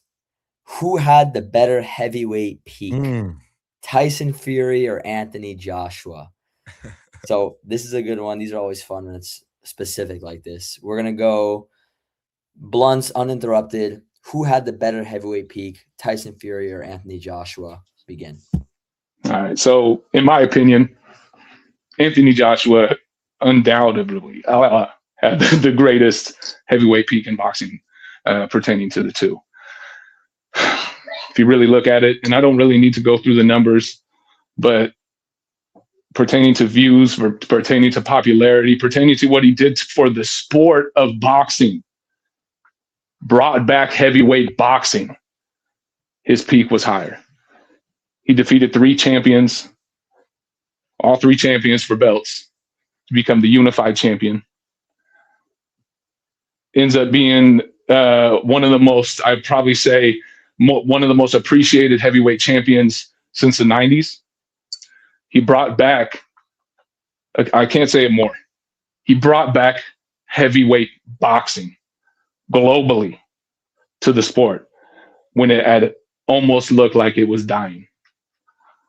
So to me, when you look at it, what Joshua had done pertaining to, like, again, winning those 3 belts, becoming unified champion, bringing the sport back to its popularity, and not just that, who he had fought. Elite level opposition. Yeah. Word. All right. Thank you, my friend. Much appreciated. JJ, uninterrupted. Who had the better heavyweight peak, Tyson Fury or Anthony Joshua? Begin. All right, guys. And for the judges, it doesn't mean who you like more or anything like that. This is just straight peak, guys. Look, Tyson Fury peak looked like a mountain. There was a rise, there was a dominance, and then a gradual decline. Anthony Joshua, while I love the guy, his peak looked more like a damn cliff. He was there, he hit his peak. Once he went over it, he fell off the peak, the cliff, and he never really climbed back. And I'll kind of break that down. Look, when we're talking about a fighter's peak, we're asking just a basic question: whose biggest moment was bigger for the sport? And for me, the answer is clearly Tyson Fury. He dethroned Klitschko before Anthony Joshua did it 2 years later. Excuse me. So he beat a 10-year winning streak when the dynasty was still there intact.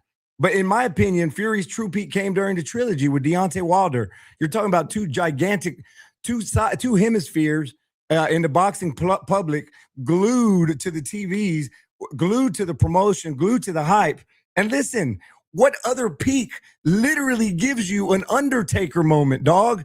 Deontay Wilder had Fury out flat, and we saw Tyson Fury fucking come up from the dead and, like the Undertaker, proceeds to steal his soul for the next 2 fights. Those 3 fights, to me, have everything you wanted. They had drama. They had excuses. They had Undertaker coming back up from the dead.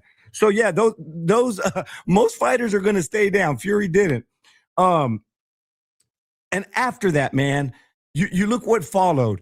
Yes, Joshua had a tremendous night against Klitschko. Nobody's going to argue that. That uppercut was beautiful. But what followed? The loss to Ruiz, the mental breakdowns in the ring, the knockout against Daniel Dubois, which I'm not taking anything from Dubois, but it just seemed like after Anthony Joshua hit his peak, there was so much going on between the ears that kept him from truly embracing that peak. He's never looked the same since then.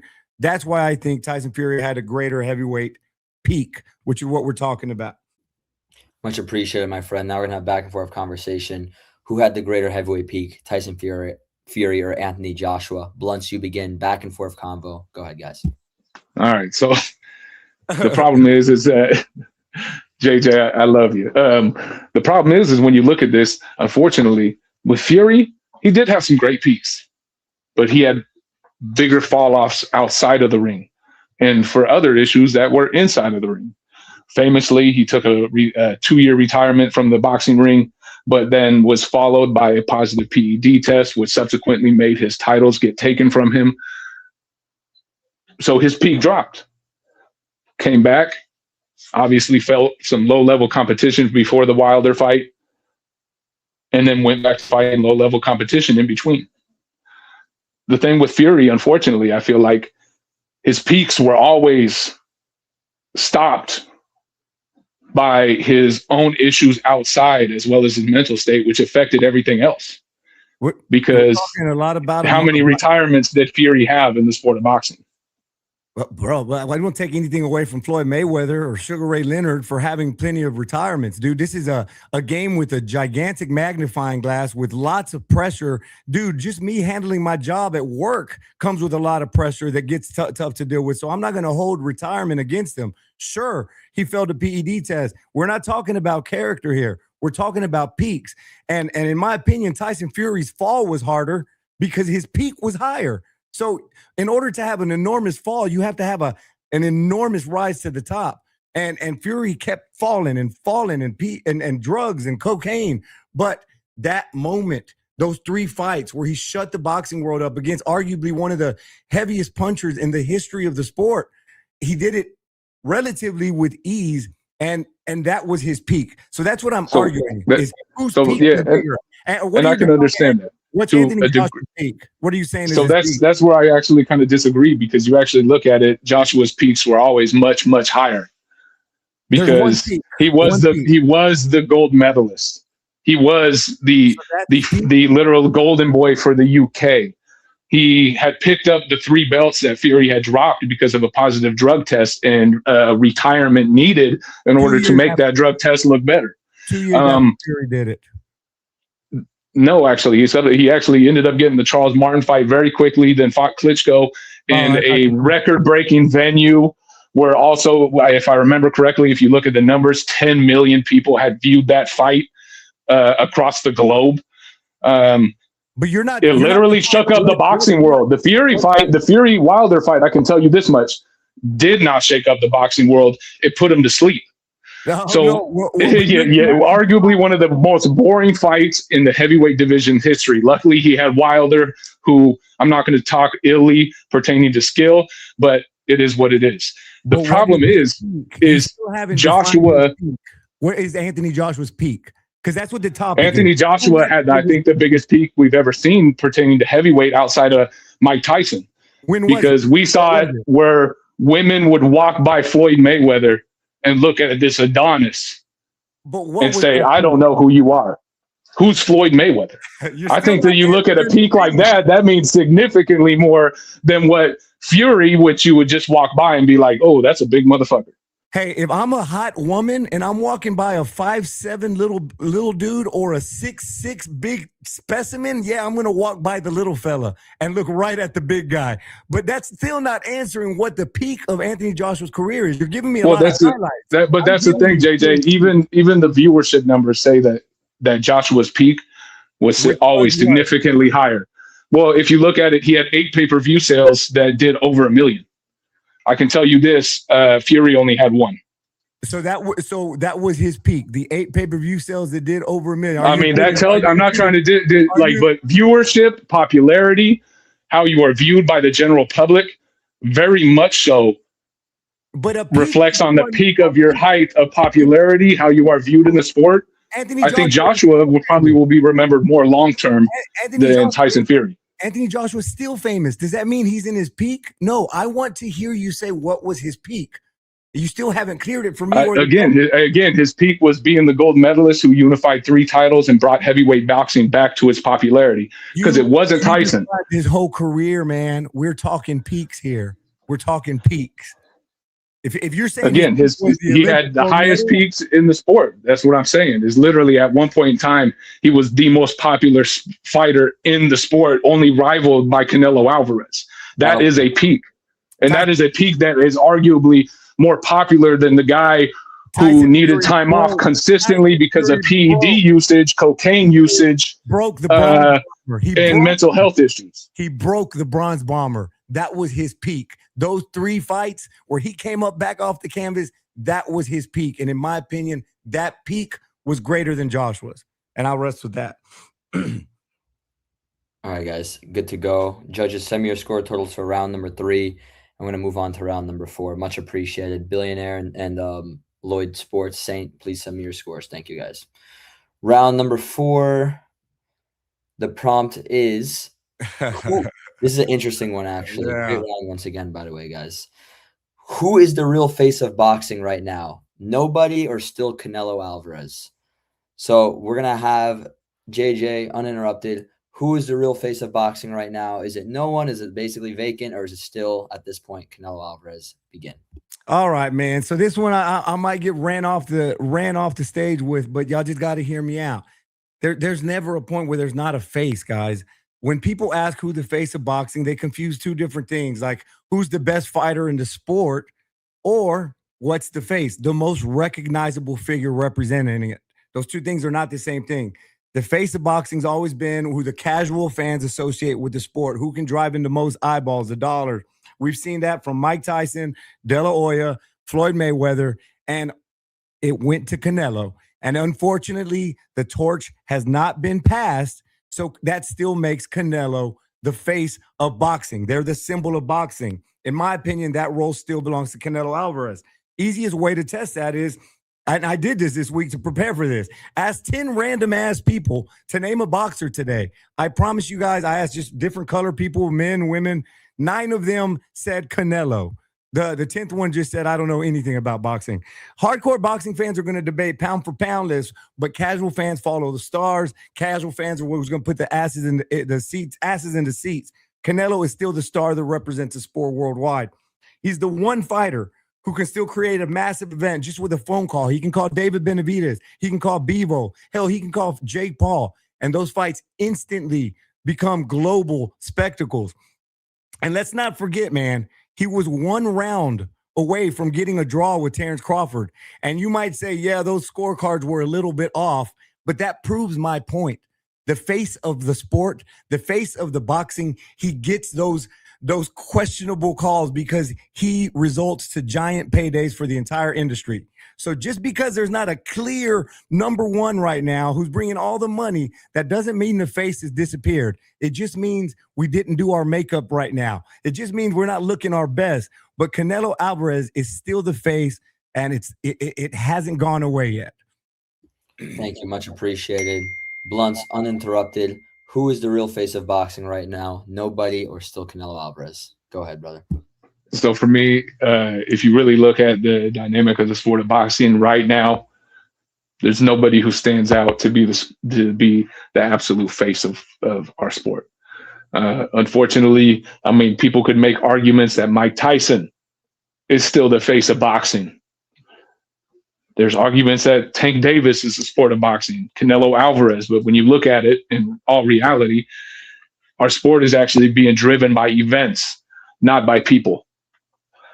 Because more often than not, we've seen the individuals who, and we can bring up Canelo Alvarez, Tank Davis, their viewership has now completely been adjusted solely based off of the event, not who they're fighting, which in the sport of boxing in the past, oftentimes a star could pull in the viewership by even facing lesser than great opposition.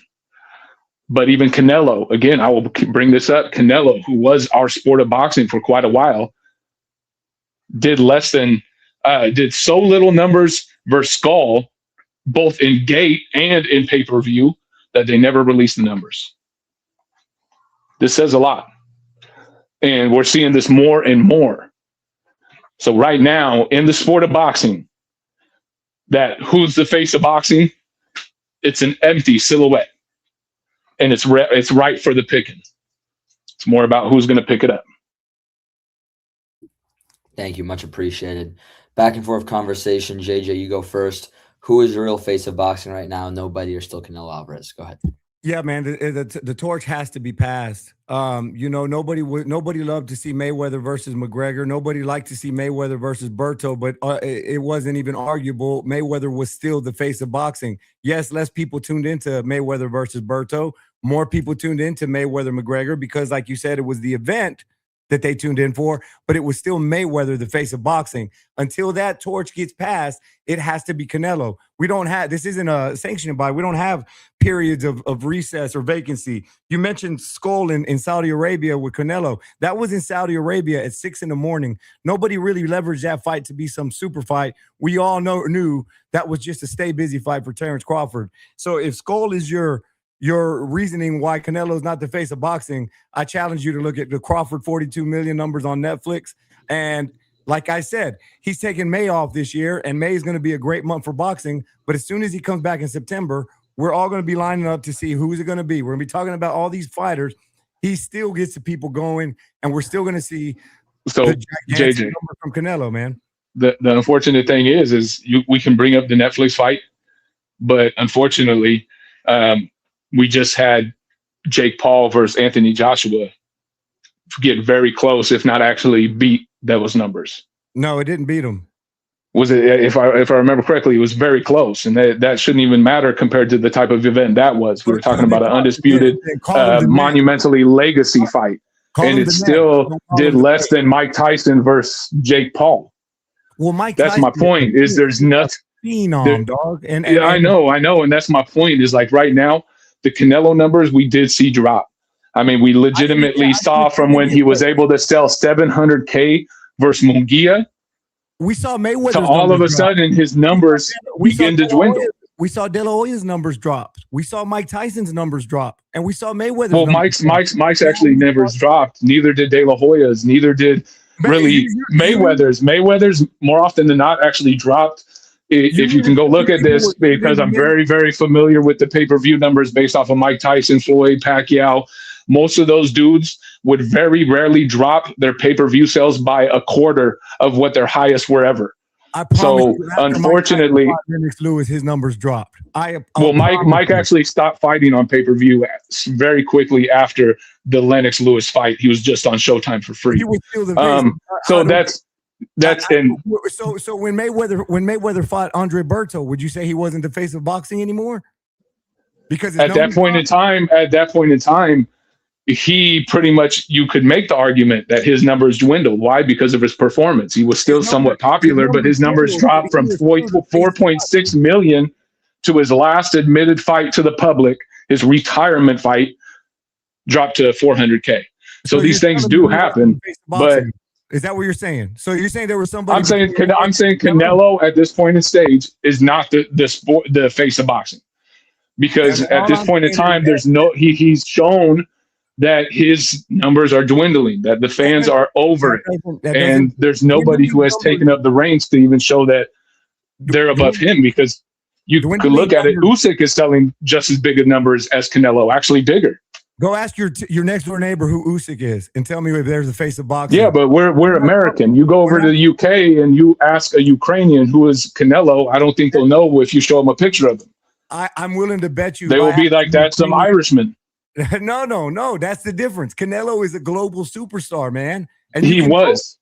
Oh, so you're saying he fought William? I think that JJ. I'm just saying, like in reality. The face of boxing usually is the guy who pretty much can show that without a doubt he could outsell everybody. To me, Canelo is no longer that guy.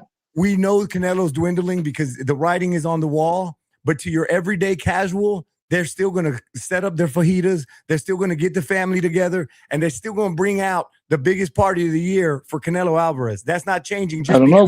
And also based off of what I said, JJ, inactivity killing the sport. Canelo out a year. Oh, This is the longest Canelo been out of the ring. By the time he gets back in the ring, oh, you think he's not? Everybody going to be inside wondering where he's at. Final points, guys. Final points. Who's that guy? He's been out of the ring too long. I don't recognize him. Come on, Bloods. But no, I'm just saying, until the baton gets passed, we don't have vacancies in the face of boxing. We never have. Canelo still has to pass it on. But my last question is, do we think Canelo versus Mbili is going to outsell some of the bigger fights this year in boxing? I don't think so. I don't think so either. I don't think so he's not the face of boxing no more. So you're saying the face of boxing has to have the highest pay-per-view sales every year to be the face of boxing? Yes, that is being the face of boxing. So Floyd Mayweather, that is being the number one person who the sport comes out to watch. No matter who you're fighting, they will come to watch. So William Skull in Saudi Arabia at 6 a.m. You don't fault the wasn't 6 a.m. here in the United States. No, actually, if you remember, adjusted the time to where it was nighttime. You brought up so his numbers, even in Mexico, thank you for the donation. Even his American pay-per-view ship with the American audience and the Mexican audience had diminished. That caught me off guard. I think we're pretty much wrapped up on that prompt for the most part.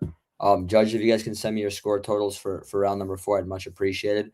Willie, that's a gigantic donation. It means a complete ton to me. If there was a way I could repay, I would, but I don't really know how I can help you. But it means a lot. Just keep making these content. We've got more tournaments coming, so thank you so much, my friend. I really appreciate that immensely, like absolutely immensely.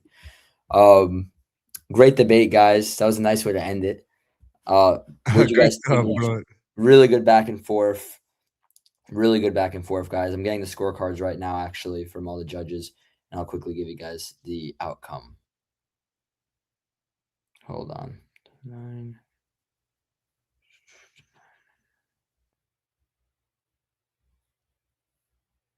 Are we going to overtime? Can you tell us that at least? Well, about to say. All right, so the first score total. Wow, another one. No, much appreciated, brother. Much appreciated. Lloyd Sports scores about 39-37 for JJ Solomon. Adams Boxing Show and Billionaire Boxing TV both scored us about a draw. So we are moving on to some 5th rounds. Adams scores at 38-38, and Billionaire scores at 39-39, which I've never seen before. What? We are moving on to 5th round, guys. We are finally going to properly utilize this tiebreaker. What a good debate from both of you. And we're going to have our 5th round, guys. So we're going to stay just a little bit longer. Let's get this topic. I know you guys are ready to close the show. So for the 5th topic, what I want to do since a tiebreaker, I don't want to do a whole intro for the topic and whatnot. We'll just let you guys go back and forth the entire time like a real debate, and we'll have the judges score the 5th and final round. So the tiebreaker, it's actually a pretty good tiebreaker. Should championship fights be 12 rounds or go back to 15? Should championship fights be 12 rounds or go back to 15? We will have Blunts start the conversation, but you guys will go back and forth the entire time. Let's begin. Before we start, Blunts, 12 or 15 rounds for championship fights? 15. 12 or 15? I said 12. 12. I said 15.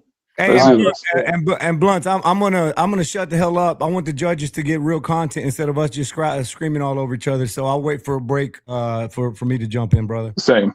Respect. I appreciate both of you as well. Here we go. 3, 2, 1. Blunts and boxing begin.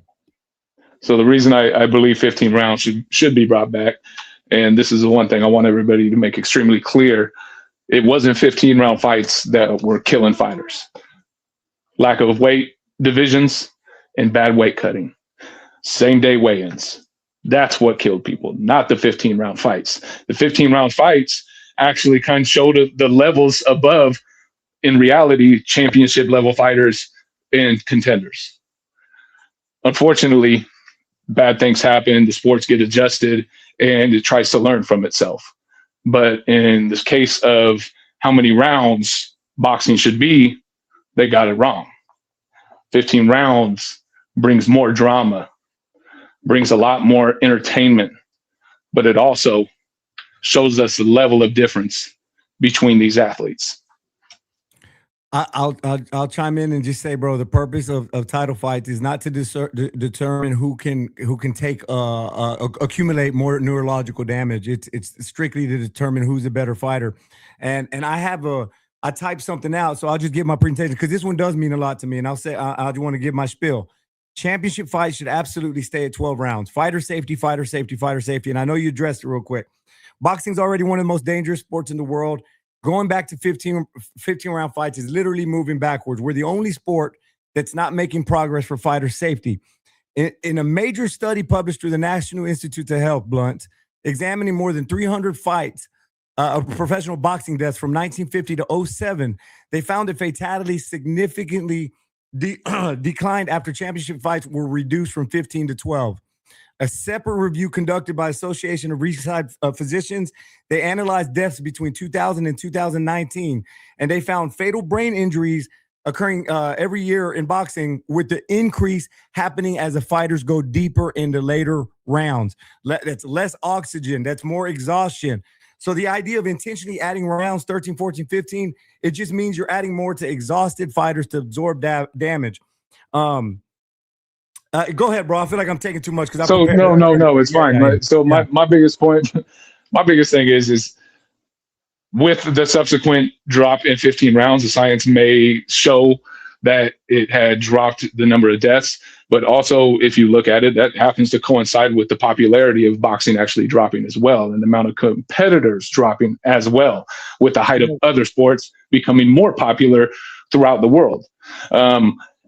That's kind of an ironic part of it. There's a way we can make it. And these numbers are true. We can watch it with the subsequent rise of NFL, NBA here in the United States, MLB, so on and so forth. These sports became more popular and actually pulled a dramatic amount of the amount of fighters that were once gravitated towards boxing to these more, as you even said it, and I agree, safer sports. Because they're safer. Listen, the NFL has done what it's done. Look how it's going up in revenue. It's almost doubled in its total value in the last 15 years, and they continue to put an emphasis on player safety. So that tells you it's not about the rules and protecting the players. It's about the actual asset. That's what we're watching. JJ, that's the thing, though. In boxing, we still see about the same average amount of deaths in the sport, and it's not that dramatically changed from what it was before. So we should go and make it worse? But my point is those three rounds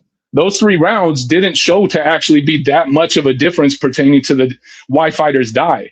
This is more of an issue that I believe, and I think a lot of the science actually would probably support this, that a lot of the damage is actually taken from inside of training camps and not in the actual fights. Absolutely not. Training camps are protected. Because it subsequently said no, because head mitts have actually been proven to cause more damage than getting subsequently punched in the head without them. With all of that's the ironic part.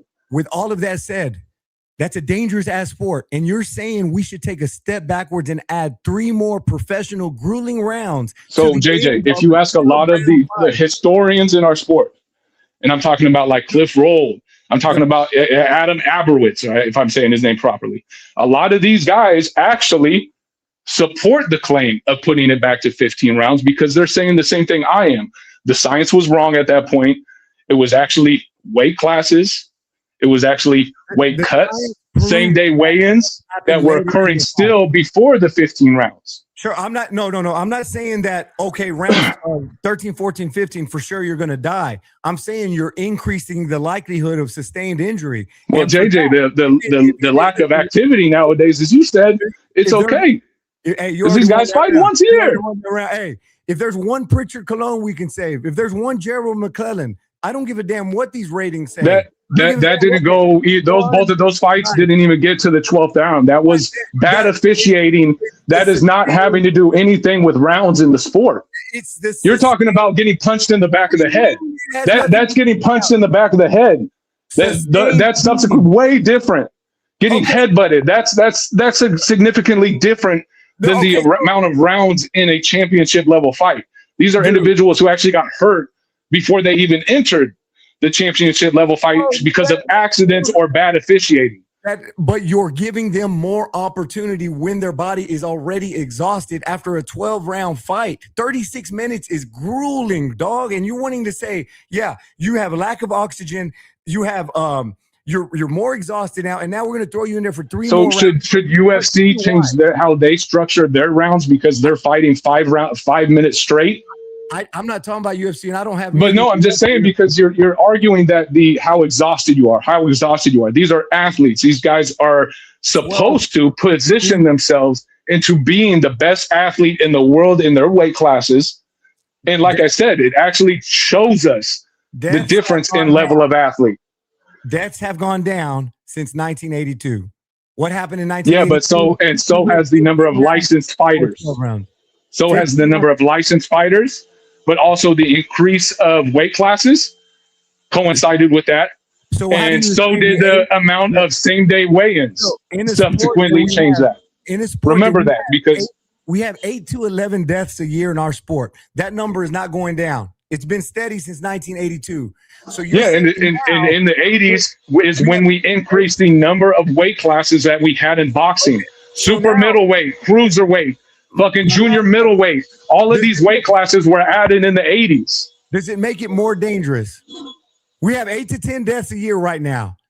Again, there's more science that supports JJ. That's the thing I'm letting you know. There's more science that actually supports the idea of bat weight cutting, as well as more increased damage that's done outside of the actual championship level fights. So much so that the Olympics took away headgear because they recognized that it was causing more damage to use head mitts, but they still use it in sparring. You're just saying the science shows. I've given you 2 studies that tell you that since 1982 we've had less deaths, and I showed you a second study that says injuries happen later in the JJ, fight. I also said that the science supports my claim that weight cutting was the difference. Because in the 80s is when they introduced more weight classes in the sport of boxing. Tell me what science? What science? Where'd you read that at? You can find it right like online. There's literally tons of science on bat weight cuts and how it can diminish the amount of water in the brain, which is actually more of a dramatic change in how diet failures get damaged and neurological issues. It's not I've given you solely the fighting in the ring. I didn't say it was solely, but it increases your chance of injury. And if it increases our fighters' chance of injury, I'm not with it, and I will never be with it, especially when the real science shows that fighters sustain more injuries later in the fight, and that since 1982, deaths have gone down. JJ, again, you can talk to the legit historians of our sport who will support my claim that actually there was never as many recorded deaths within that 12 to 15 round area than the ones that come earlier. In fact, we've seen more deaths and injuries occur earlier in the rounds. Fellas, not later. That's a legit fact. That is a legit fact. The judges are already sending me their scorecards as we speak, so I think that's a good way to prove it. Oh boy, here we go. Judges, the next 2 judges send me your scores because I got a score from 1 judge. Other 2 judges, please send me your score. We're gonna have our final outcome. What a debate! Sheesh. I knew it would be too. That's the craziest part. I just kept thinking, like, what would I be saying? Because like I said, I see boxing a lot the same way Blunts does. So I just kept saying, what would I be saying to myself in this debate? It was I really used to push and believe 100% JJ what you said, but when I started hearing like Cliff Roll, who runs TBRB and is also like one of the dudes who literally tracks all of the top, ranked fighters throughout decades, like he gave me some information better than that. I'm like, wow. That's really interesting. I have the outcome when you guys are ready. We go to the score totals. Adam's Boxing Show scores about 48 to 48 even. We have Saint scores about 48 to 47, and Billionaire Boxing TV scores about 49 to 48. For your winner by majority decision, JJ Solomon from the Spit Bucket Podcast gets the job done. Good stuff, man. I What a appreciate scrap, you guys. man. That was tough, dog. That was tough, Blunts. That was What a hard. That was scrap. a great debate. Great work, boys. Thank you You're- both so much. Before I bring the judges in, I'll let both of you guys have the mic. We'll let Blunts go first, actually. Blunts, you did a tremendous job. You came on, in my opinion, you came on really strong. JJ built a bit of a lead, and you came on extremely strong in the final few rounds and made it really close. Could have completely gone either way. Talk to us a little bit about your post-debate thoughts and your thoughts overall, man. It was just a great debate. I appreciate JJ. JJ's a hell of a competitor and himself, a big fan of the sport. He loves the sport like, I do. So it never hurts me to lose somebody who's got so much love for the sport of boxing. Respect, man. You did a tremendous job nonetheless. We really appreciate having you. And if you ever need anything in the space, make sure to let me know. And if you ever want to compete again or judge or whatnot or be involved in these tournaments, I would love to continue having you in some way, shape, or form, brother. Definitely. I appreciate it, Max. I appreciate you, Blunts. Hell of a job, dog. Thank you, Blunts. We'll talk soon then, all right? Thank you so much, brother. All right. JJ gets the job done. Majority decision and a real scrap, man. Give us your post thoughts. How are you feeling? What you think of the debate? And now you'll also be taking on Remy, but we'll add that part at the end. Let's just talk more about what just happened. No, I knew it was going to be tough, man. Blunt is, like I said, and I want to preface this with this. These debates, somebody has to win. And Blunt's made great point after great point after great point. But I can't sit here and acknowledge him too much because I'm trying to beat you. But Blunt's is one of the best to do it. And his boxing IQ and his knowledge is damn near second to none. So it's an honor to be on stage with him, and it's an honor to get the W. But I knew he was going to bring stats and history. So I just wanted to be ready with every little thing he's going to say, because I had a feeling I knew what he was going to say, because, us boxing minds think alike. So, hey, somebody had to win. It was obviously about as close as you can get. So salute to Blunt. I really appreciate it. Yeah, man. Thanks to the judges, man. I appreciate you guys. Yeah, that was an exceptional debate, man. Before we get the judges' intake as well, really great scrap. You get the job done in a razor close tie-breaking majority decision. Now you're taking on Remy, which that honestly might be such a freaking tremendous debate. I can't wait for that one. How are you feeling about that matchup? You're taking on Remy next week, ideally. I know Remy's style, man. Remy uses big words. He's the TIP of the boxing industry, and he tries to overtalk you. So I'm gonna be ready for him. I'm gonna mute myself when it's respectable, and I'm gonna be ready to throw some facts at Remy. I can't wait, brother. We're really looking forward to it. Congratulations, man, and we'll see you in the finals, brother. All right, brother. Appreciate you guys. Salute to the panel. Salute to everybody, dog. Thanks. Sure. My God. Respect. Adams Boxing Show. You had it a draw, and then you had it a draw again. Yeah, What man. did you think of the debate, man? Man, it was tough, man. They was going back and forth. I love both what they did, man. I salute to both guys, man. Really. Yeah, man. It was a tremendous debate, and we're really glad to have you involved. And Yes, if you have sir. any more intel, let us know. But overall, it was just a tremendous back and forth, brother. Yes, sir. Billions. What'd you think of that debate, brother? And probably that debate right there is probably one of the reasons why I probably wouldn't judge no more, bro. That was tough. I'm not gonna lie, bro. That was tough. Only thing I could probably tell you, the rounds that I gave them cleanly. I like Blunt's when they were talking about when he was talking about Shakur being stripped, the sanctioning bodies. I love Blunt's argument, man. Like, that was cool. I wish JJ would have tied them tweets into his argument a little better. I heard him pulling for him. I just wish you would have laced it in and kind of made it some mic drop moments with that. I love JJ's argument about Tyson Fury. I'm not gonna lie. And when Blunt started, I initially agreed with him, but the way JJ was able to bring Tyson Fury's whole argument into play, man, that was real good for me, man. Like I said, bro, I don't know if I want to debate the next. I don't know if I want to judge next time, bro. This is tough. So Yeah. And matter of fact, before Lloyd goes, I want to say something. I think I had Blunts winning that first round. Then I had JJ winning the second and the third. So I was like, oh, snap, my man, JJ gonna close that fourth, and then I gave the fourth to Blunts. That's what made it a draw. Then I had the draw in the last round too. So that's why it came even for me. Bro, two of the rounds, I couldn't pick a decisive winner. That's why I scored them even. I was like, That's you know what I mean? such a debate, bro. 2-10-10. I don't even blame you, bro. I really don't even blame you, man. I mean, we all saw this coming though. Billions debated both of you guys. I've seen you guys both debate multiple times. I knew it'd be either a split either way, majority either way, or tiebreaker. And it's exactly what I expected. You both really rose to the occasion. Saint was the only one who actually had a winner after 4.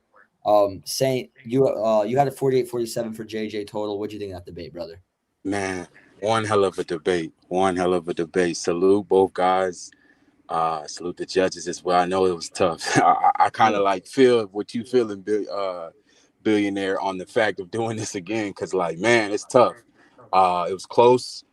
I just felt like initially I had Spit Bucket actually winning most of I think the first 3 or 2 rounds, and then like you mentioned in your summary a bit, Max, him coming on strong. Blunts, that is, and I agree. The last 2 I gave the Blunts for that reason. I feel like he got a little more detailed with his responses. I kind of wrote a lot, so I won't get into round by round like I did the last one. But man, one hell of a debate. It lived up to what you guys were alluding to, mentioning this bout when we had the Remy and the HOB. Like, it lived up to it. Literally, it was a great debate, and man, it was tough. It was tough to call for sure. Most definitely. I appreciate all 3 of you doing that. It's actually interesting because that's Blunt's style. When he went against Billions, he came on strong against Billions too. Because I remember he was after round 3. Billions would have won by like unanimous decision if it was like a 3-rounder, but it ended up being a 1-point difference because he came on strong those last 2, and he did that once again. I give him a lot of props for it, and I'm glad we have him. I mean, he's the one that took out the previous champ, how boxing works. So Blunts is not one to be played with in the space, man. And JJ as well, he took on a very tough task once again, and I'm glad that we got these finals set up. And I appreciate all of you guys. We're done with the stream. I'm wrapping it up now. I appreciate all of you guys. Any final messages? Judges, if you guys are good to do one more debate to judge, I would really appreciate you guys for the finals. If you judges, I'll go in order for judges first and JJ last. Final messages from Adams first. Final messages, brother. Hey man, salute to everybody, man. The judges and all the contestants / debaters, man. And shout out to you too, Max. Much appreciated. Salute, brother, and we'll see you soon. I really appreciate you, brother. Billions, the champ himself, who put the title up for grabs for this tournament, who hopefully comes back soon. What'd you think, man? Final, I guess, message before you head out. Man, I love pressure. I'm gonna be back, but man, that was tough, bro. I'm not gonna lie. JJ, congratulations, man. Like you a whole new monster this tournament, man. Blunts did great too, man. That was a tough debate, man. I can't wait till this finals. Let's go, bro. This finals. This is Billionaire Boxing TV. Yes, sir, brother. See you soon, brother. Thank you so much, my friend. Salute, bro. And Saint, I want to give you a special thanks, brother, because you came in and gave about 2 hours of your time, basically on call. You didn't expect it, and you ended up coming in and being a massive help. And you've done all of your scores were very solid, and overall you've given great assessments. So I appreciate you, brother. Is there any final messages you want to say? And if you want to be involved, maybe we'll have you judge the finals if you're down, bro. For sure. Count me in. I want to be involved. Though it was tough, like I was just saying, and how Billionaire was alluding to, I still want to be involved. Love the space, like I mentioned before. This is great. Salute to you. Salute to the judges. Salute to the contestants. Can't wait for the final, man. Damn, JJ versus Remy. Wow, yeah, I'm looking forward to it for sure. It's gonna be a scrap. That's gonna be a scrap. Much appreciated, Saint. Salute, and we'll see you soon. And JJ, final messages heading into next week, brother. Just one big massive thank you to everybody involved. My opponent was a damn real one. I was losing sleep over it this week. Thanks to the judges for listening and not just taking their opinions. Thank you, Max, for putting this together. And Remy, I almost want to do like Shakur and say, I ain't going to fight my brother. That's my homeboy. But man, we're going to have to come out there and let them hands fly. I know it's going to be a great one. Great for our brands. So bring it. I'm looking forward to a hell of a debate and get this thing wrapped up in a week. So thank you, guys. Respect. Thank you so much, guys. I appreciate all of you guys. God bless. And if you guys need anything, let us know. We'll be back next week for the finals, and I'll see all of you guys soon. Thank you. Sir, can't wait.